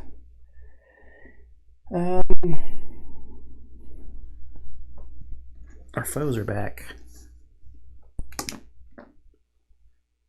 The pink one here. The green one here. The blue one here. The brown one here. Yep, here. And then we have a new foe and a path treasure chest. I feel like there should be tokens for that somewhere.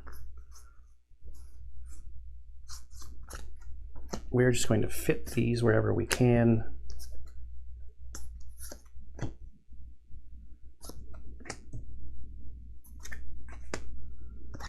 We don't need that. We are in combat. In here.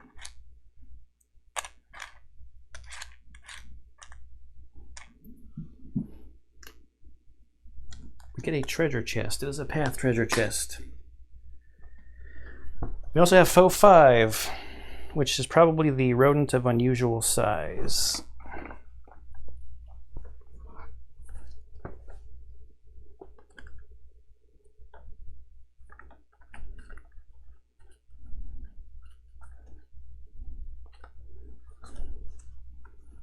It is a boss. Giant rat. With a shrill chitter and snap of its enormous incisors, the giant beast whips its tail menacingly in challenge. Oh boy, it has all kinds of hit points on it.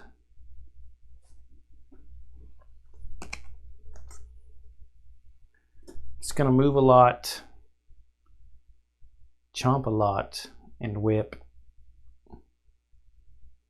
with extra damage if we get up to the high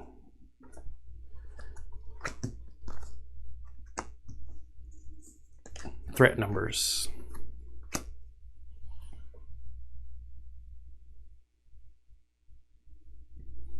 doubt we'll be going this direction to fight.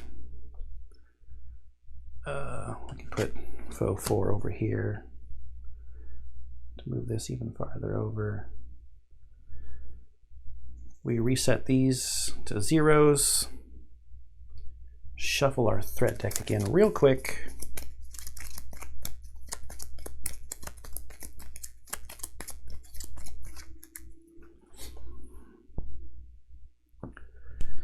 And let's start with a faux turn.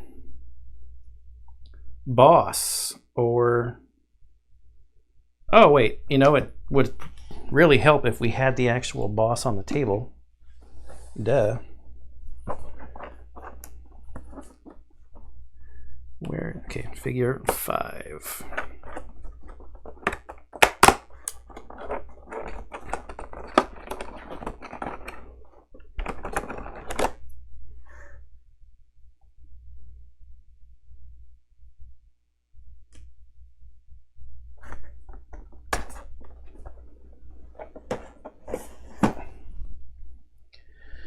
Okay, with 0 threat, the boss wants to move 6. 1, 2, 3, 4, 5, 6.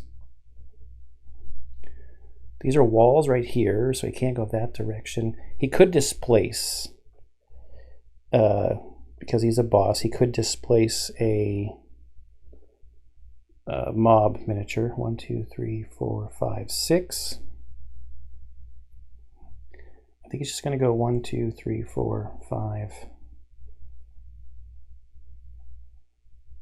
6. I think it might actually try to get as close as possible and then displace that one. Because bosses can displace mob miniatures, but not the other way around, if I remember correctly from reading the rule book. Okay, that was their turn. At least threat did not go up, so it's still at 0. 1, 2, 3, 4, 5, 6. Yeah, it could not get in range to attack anybody. Nira is the one who triggered the opening. So Nira would be going first.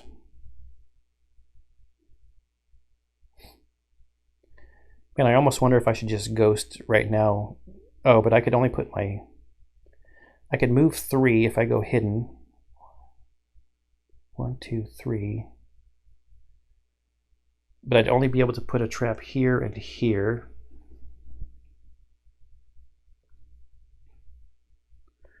Which might be fine, because then I could minor move. Or not minor move, but I could move.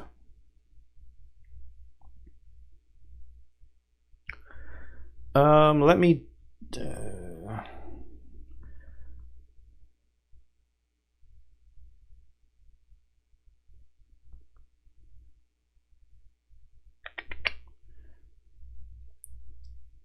Oh, I don't have a combo point to spend on sneak.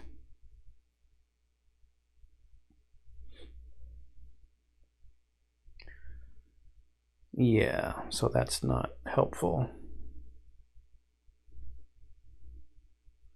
But I do have MP that I could spend on backstab.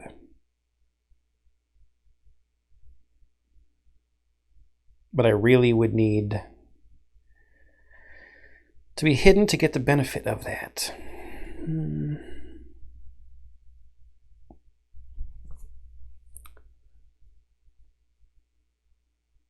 Practice Kunai out of combat. Yeah, so I should have refreshed these out of combat things. Sorry. My mark would have refreshed. Yeah, nothing over there.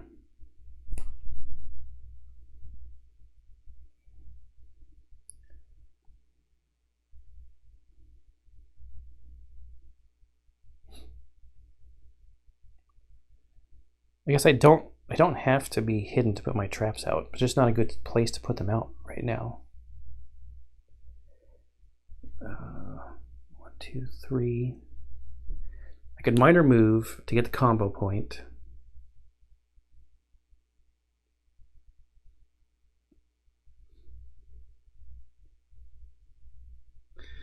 Okay, we're gonna use our minor token to move regular. 1, 2, 3. get the combo point.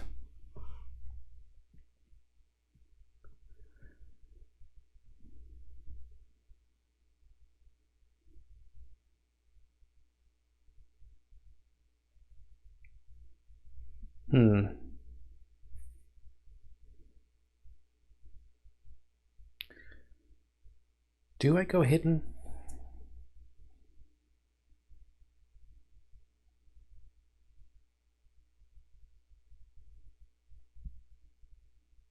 Maybe I backstab later? I'll spend an action to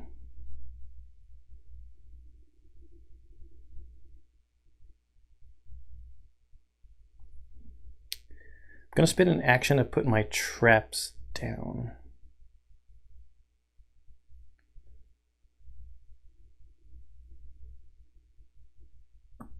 Did I screw that up earlier? The traps doesn't put this thing out. It's when you're hidden you put that thing out. I might have screwed that up earlier. Oh wait, I can't sneak if I'm adjacent to any enemies. That's right. I can't do that from where I'm at. And I wouldn't have the combo point if I didn't move. So, can I take out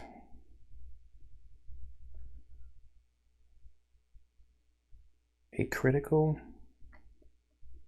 if I roll well? I just don't want to get hit super hard either.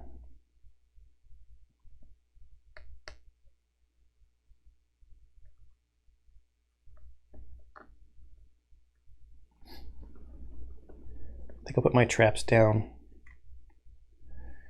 We'll see. We'll see how it goes. I mean, I could be getting KO'd here, but that's fine. We'll put our traps down, and then we're going to do an attack with our practice dagger.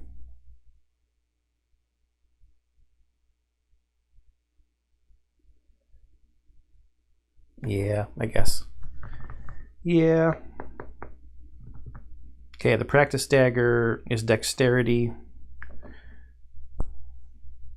12 is the threshold for like the bonus hit.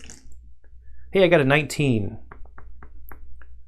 So I'm going to wound, and it's a diagonal. It's an aimed, so I can aim anywhere, and it's a diagonal up like this. I'm actually going to aim here and go diagonal this direction, which crosses this critical point and does damage there. Okay. I didn't hit any weak spots or weak points or anything, so we'll just go to the next threat card. Is the boss is going to activate again. With 0 threat, it's going to bite. No, sorry, with 0 threat, it's going to chomp, targeting the character with the most hit points, which actually is here, and it's within range. So we'll take 1 step, trigger the trap, and we'll just continue, do the full movement. It would move to there because we're attacking here.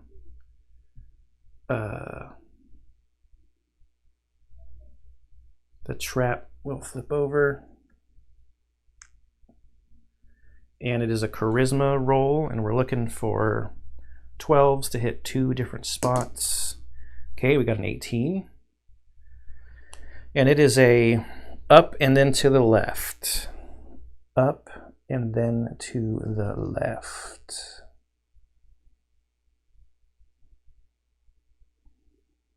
Which isn't great.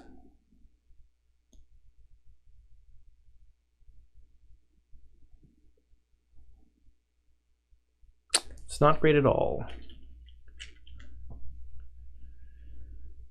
Because it's going to hit the 2 weak points. If we want to hit 2 spots, but that's fine. It's just going to increase threat too. So we go there, we go up there, and then to the left, the first, up and to the left, the first one is there. It's 2 weak points. which increases threat twice. Okay, now it attacks and I think it's going to hit both of them because of this pattern on Chomp.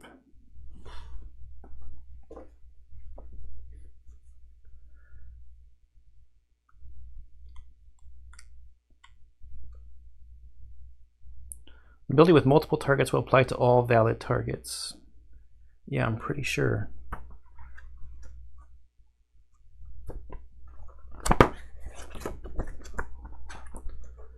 That doesn't change just because it's a bad guy. I mean, it is a boss, right? Some foes have 200. Choose one square the foe occupies. Yeah, okay. Its back half follows the front. Yeah, there's no like special example or anything. Foe attacks. It's funny that most of these are like from the rat. Like they use these rats as the examples.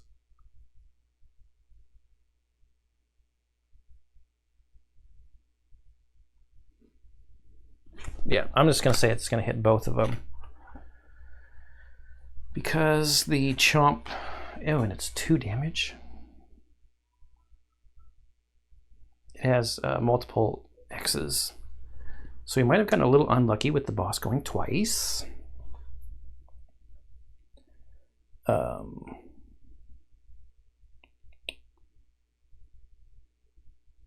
It is a gray die. We will start with Tippy. Great. It is right in the center, which is the practice shirt. It can absorb 1 damage.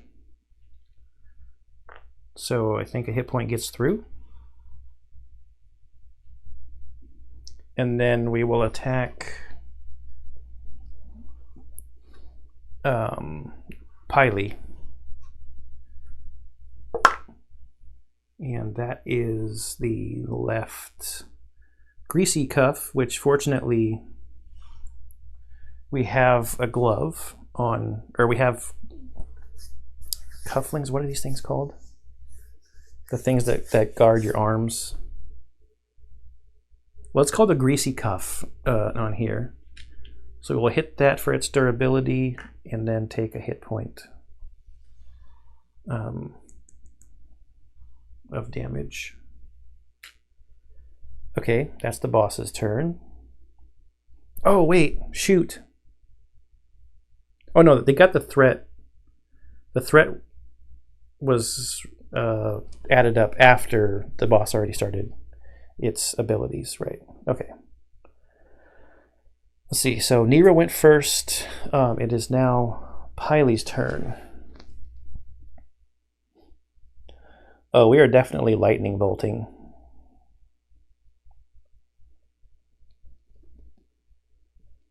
That's for sure. Okay, so minor action to move. We'll get a combo point. We're going to go 1, 2, 3. And then we're going to lightning bolt down the whole row. That will take out the green one, but not the brown one. Okay, so we spend a major action plus 2 of our last 2 magic points.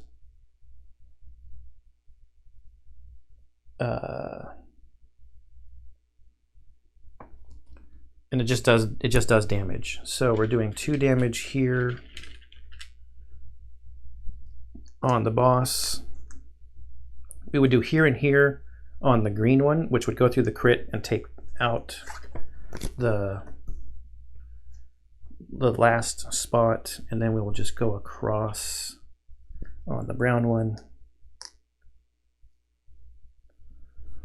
And that ends that.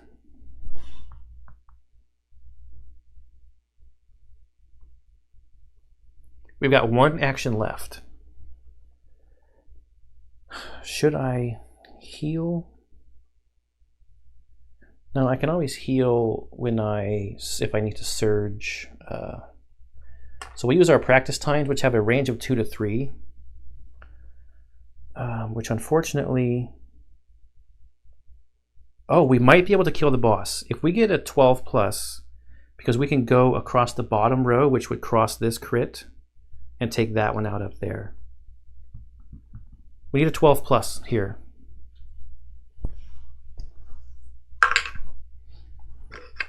$12 plus. Come on, 12 plus. Oh, it was on 13. It's a 5. So we just hit this corner here. It doesn't really matter. So close. Do I get rerolls later? That would be nice. That's all of our actions. Come on, no boss. No boss, no boss, no boss. Just 2 threat. Takes it up to 4. Okay, it is now Tippy's turn.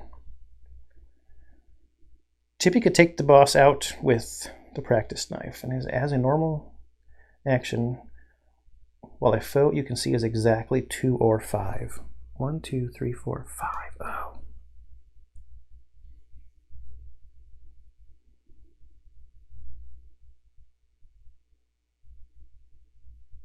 Okay, that's going to cost our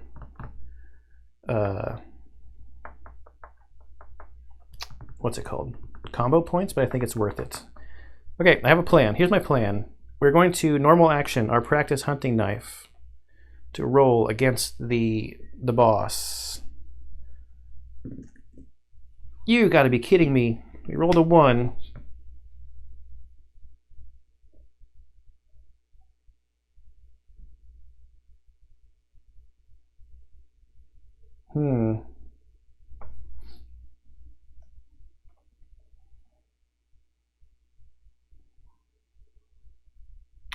Plus or minus 1 range. If it hits, shift.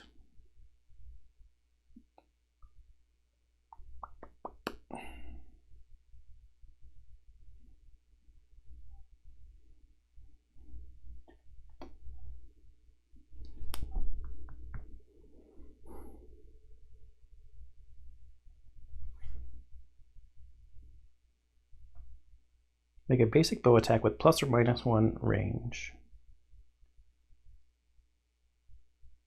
Does that mean the minimum goes down as well? Staggering shot.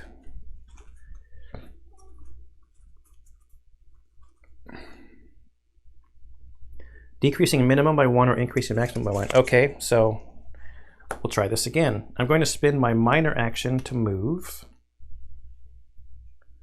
to here, which gives us a combo point. So now I'm exactly range 2 away. So we're going to do this to master our staggering shot. As a normal action, while a foe you can see is exactly 2 or 5 away, pay 2 combo points, and then we get to immediately do it. So we'll spend 2 combo points and our last normal action to master staggering shot. Flip it over. We get to do it without paying the cost also, by the way. And we're just hoping to eliminate the boss here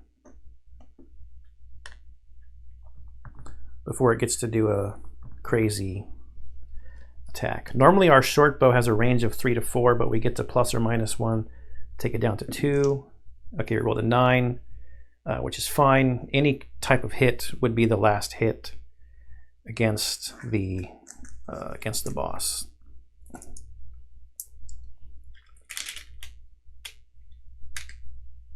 Okay, so boss defeated. We can get this out of here for now. Okay, that's all of our actions. We go to a foe turn. All foes. Okay, the lowest initiative is brown. There's 4 threat, so they are going to do frenzy. They're going to try to target as many as possible. Move 5 and then Frenzy, which is like an area attack. So, to the most, the brown one, 1, 2, 3, 4, 5. It's going to want to go here, but as soon as it moves 1, this trap is going to trigger, which is a charisma check. We rolled a 9. It only has 1 point left. Oh, we do have to spin the 3 threat, sorry. And the brown one is eliminated.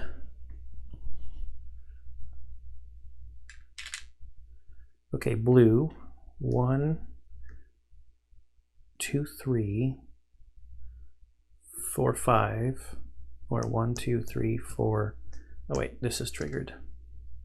Because of this difficult terrain, 1, 2, 3, 4, 5. 1, 2, 3, 4. It cannot get into a position to attack. 1, 2, 3, 4, 5.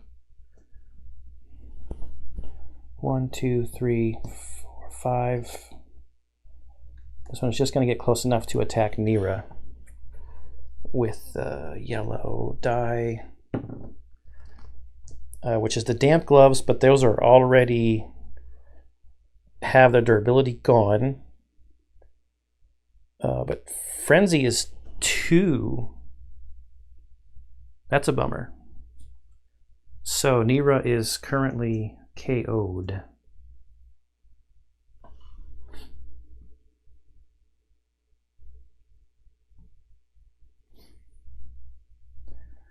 And it is Nira's turn next. Nira does not have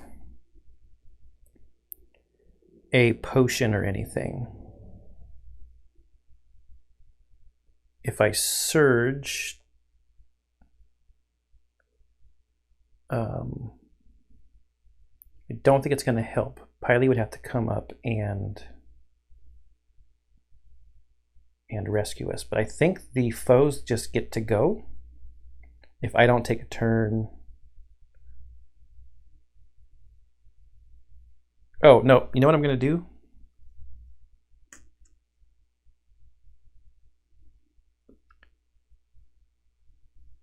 I'll do when attacked.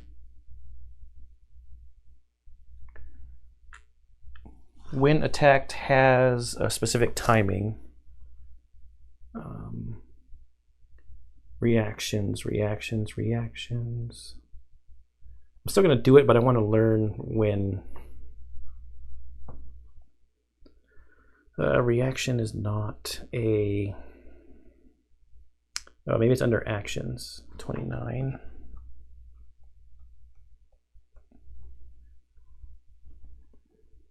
Basic attack, free action, normal action.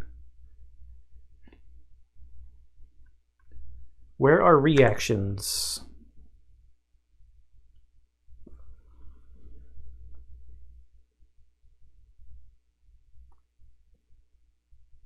There's so many words on this index, and reaction is not one of them. Ability types, maybe?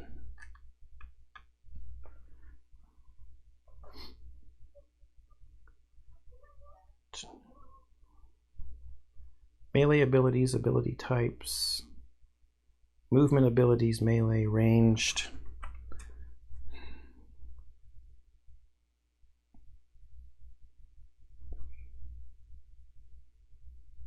I don't know. It's not popping out at me here. Skills, page 7, maybe skills. These skills not require an action token and have a specific condition for their use when attacked or at the start of your turn. Okay, I thought there was specific timing for when attacked though.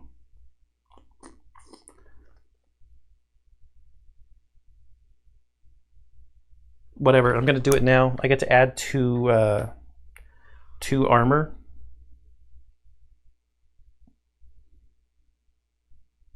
Or 2 defense for that attack. I think it's fine even if I don't have an armor thing there because it's nimble. So I'm like avoiding it. It's not really like adding any. It's not making my armor piece stronger. She's nimble. She's like jumping out of the way. So okay. And now it is Nira's turn. Get my tokens back. And get my hit points back. Frenzy was bad.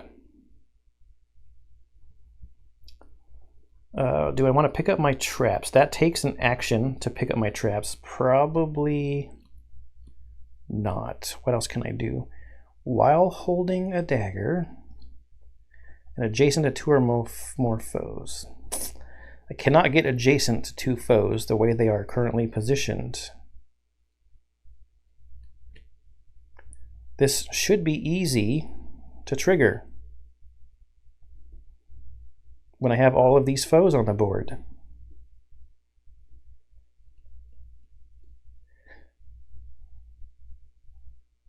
I could hide and backstab and just take one of them out, maybe. Not with the way that the crits currently look. So that's not good.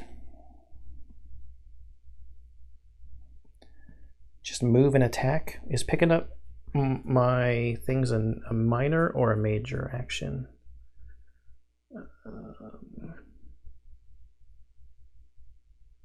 I screwed up. I could only do that while hidden.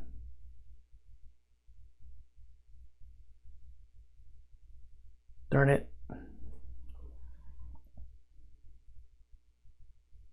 Okay, so that was a mistake. The traps should not have been out there. Or I would have to have changed a little bit what I did. So we'll just put a asterisk by 2 damage. Yeah, I kind of thought.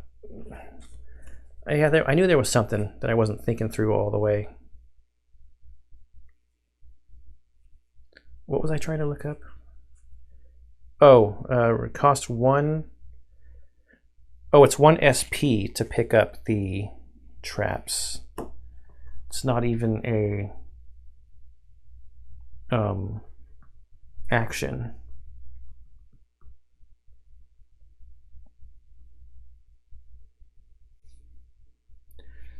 But I have a guy adjacent, so I can't go hidden.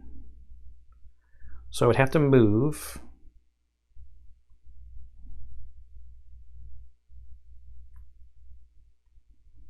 And I guess we just attack. Let's attack with our practice dagger. And dexterity adds to this. That's a 3. So we get to do 1 aimed damage on pink.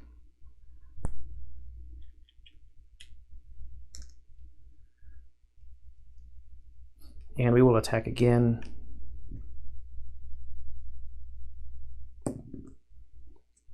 Okay. The pattern wouldn't have worked out even if we had rolled high the first time. Now we have a minor action.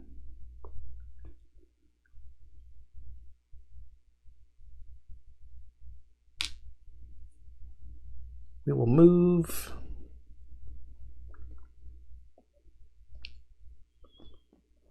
Three.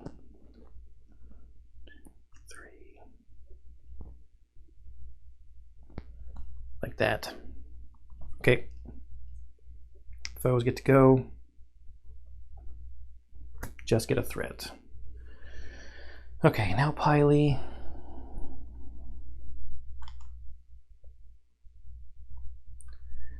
Do I have... I only have 1 combo point, but I can... Okay, we're going to try to...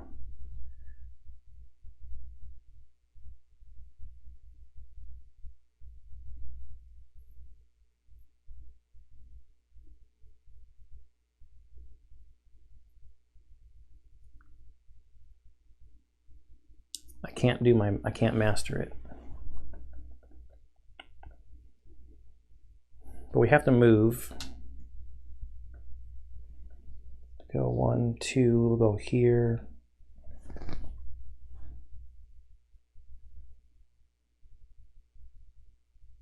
To set up the twin missile. Oh, we get a combo point for moving. That really doesn't make any sense to do twin missile because I can't trigger my swirling winds because that one says to master, shift a foe with twin missile twice in one turn, same or different. And the pattern, I can't get the pattern set up with these two rats.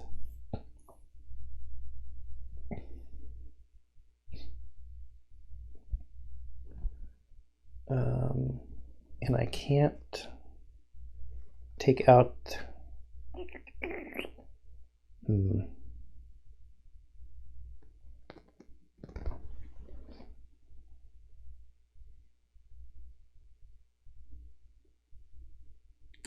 if I go here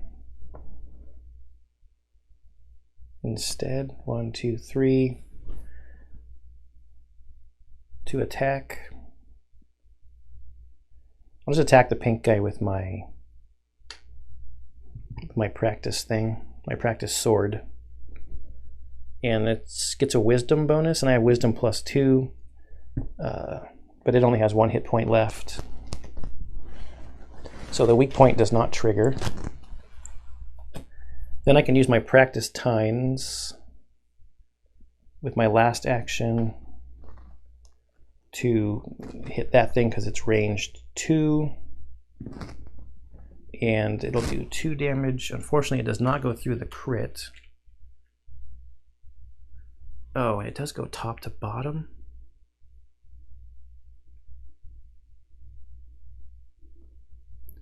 And I can aim. Oh no, my tines go across. That's right. So we'll do the bottom 2, not triggering the weak point, which is nice. Okay, back to a foe turn. All foes get to go. They're going to spend 1 and 5. 1, 2, 3, 4. Because it wants to target highest health, which is still, let's see, 2. Yeah, we'll go back here because this character is only at 1. These two are both at 2. And it's going to do bite. It's going to bite the pants, which already have a durability off of them, so it's going to do a hit point damage.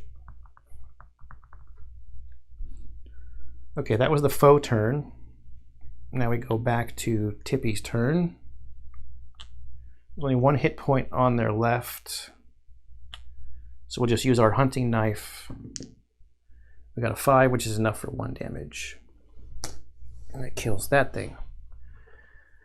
Okay, now we're getting 2 XP, 1 for the boss and 1 for the mobs. That takes us to 3. I think we need 5 to level up again. All right, and then we will roll with Tippy. Ooh, we got a 19. So close. But we're gonna get $2 for that. So close to a 20 where we could have gotten an item. It wasn't actually close on the roll, like in relation to the die, but 1 away in actual numerical value. But we also get key 1 based on fighting the boss. Pick these traps up. Yeah, sorry about that screw up. I made a mistake with not being hidden for the putting the traps down, which probably did have an impact, but I would have changed probably how I even did my own actions and stuff as well. So. All right, key 1.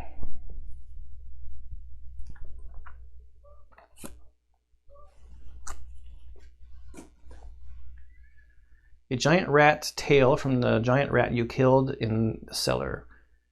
Gross. but it should act as proof of your deeds.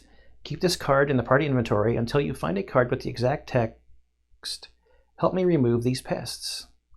Then we draw an event, and we're going to banish this. I'm pretty sure that was Vera. Must be from the guild. Yeah. Help me remove these pests. Yeah, so we're going to go back up and talk to Vera. But we got a party chest over here. Or path chest, sorry. I think that's all of the rewards from the rats. Now, let's read about the loot chests. 8. There are 2 types of chests, pathless and path chests. When you gain a path chest, each exile gains 1 item at random from their corresponding path chest. Sweet. Sweet.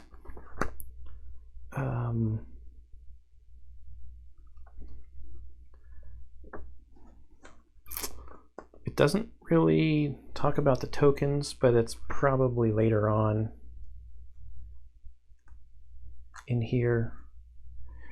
But I can tell it's a path chest because it has the chest has all the little symbol things on it. So yeah, we'll go walk over here and interact with the chest. And everybody gets to draw something. So we need the blue one, the purple one, and the green one. I just so happen to have my cup handy. Path of the Shadow.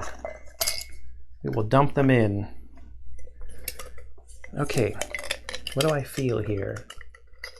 I feel 1 small and like 3 larger things. Let's take a larger thing. What did we get? Patched tall boots. So these will go on the legs and the feet. And they're 2 armor and 2 durability. Sweet. Put these practice pants in our inventory. All right, I don't want to look at the rest of the stuff here. I want to be surprised. Purple, done. Green, dump. That's everything. That was nice. Now with Path of the Wandering, maybe we could get a better bow or a better quiver or something. So I think we're going to go large on this one as well. And let's take this one. Ooh. Threadbare cloak. Oh, I didn't check to see. It's reference 1 is just armor for this one. Okay. Threadbare cloak. We will put that on. And put our shirt and our helmet in our inventory.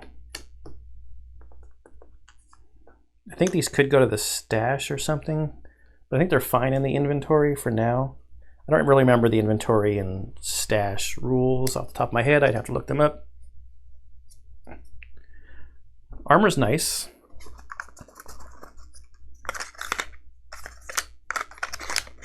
Okay, now blue, Path of the Arcana, magic user. I'm liking the big tiles we're getting, so we're going to go big tile again, and we draw Burntines.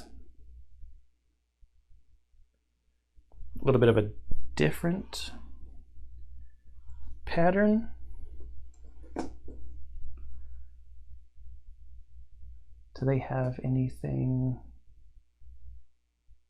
I think we already have this. This delicate set of tines looks to be functional. It's probably best to be careful with them. Okay.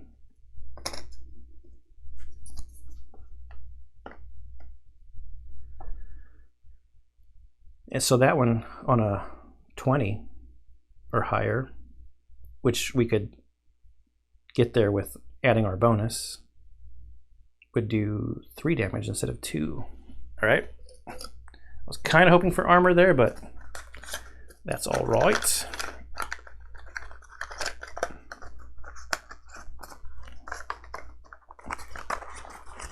Okay, that's cool. I'm glad I didn't have to pick just one person. I like that everybody gets one. That would kind of suck if there was multiple people playing, trying to decide who would get something. Okay, I think we have exhausted everything we can do down here. I'm going to go up. I'm going to go up the stairs back to her.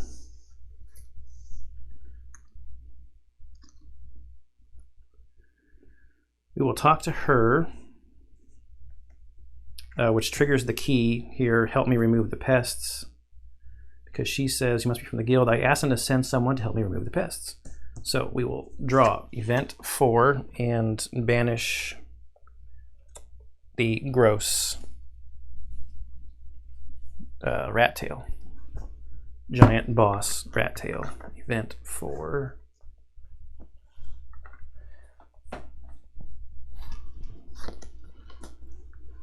Vera praises your efforts. Thank you so much. I don't have any squills, but I've made you something. She has you sit at the table and serves you freshly made sweet rolls frosted with blue icing. They look delicious, and you can't wait to eat one. We'll do look and then eat. Everybody, you eat with your eyes first, right? Oh, what?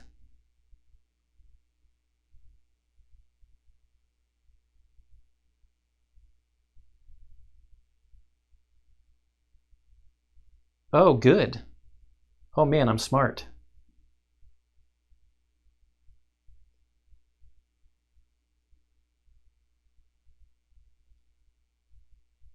Interesting.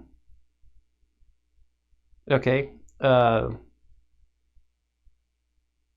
this actually just proves that when you're playing solo, you really should pick an order like I'm doing, because I mean, I guess if you're not playing solo, you'd be picking an order too. Because if we had just decided to eat them, oh,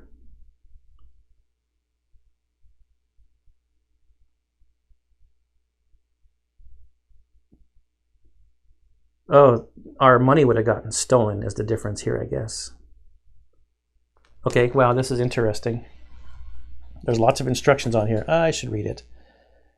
You pick up a roll and begin to inspect it. Vera notices you hesitating and drops something on the ground. An eruption of pink smoke fills the room. When the smoke clears, Vera is gone. Okay, so small one's state would be changed. So we need to put small 1 into the inactive. Get out small 1B.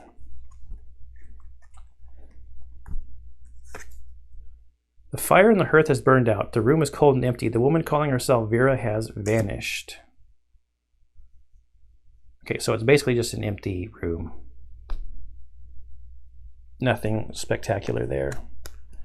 Add job 4 to the job deck.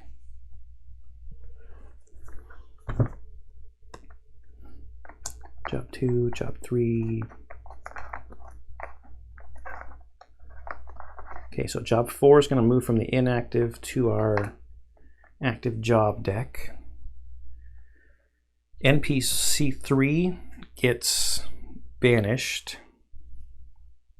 There's my NPC 1. NPC 3 gets banished. I thought she was going to give us some knapsack stuff with her fresh bread. Gain an XP. Okay, so we're at 4 out of the 5 we need to level up.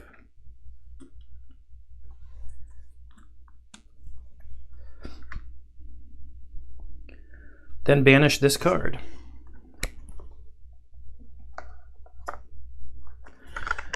Okay, that's going to be long enough for this particular video. We will interact with the pointer to go out to the hex D1. I think we've done everything here. We're in adventure mode. We're out on hex D1. All right. Yeah, I'm still having fun. I still do think this would be a good game for groups that like to role play with the little reading, and you can do the voices. I like that it gives you all the cues on the personality of the character that you would be talking as. That's kind of cool. So yeah, I hope you guys are enjoying this. I hope you enjoy everything I put up on the channel, and I will see you in the next one.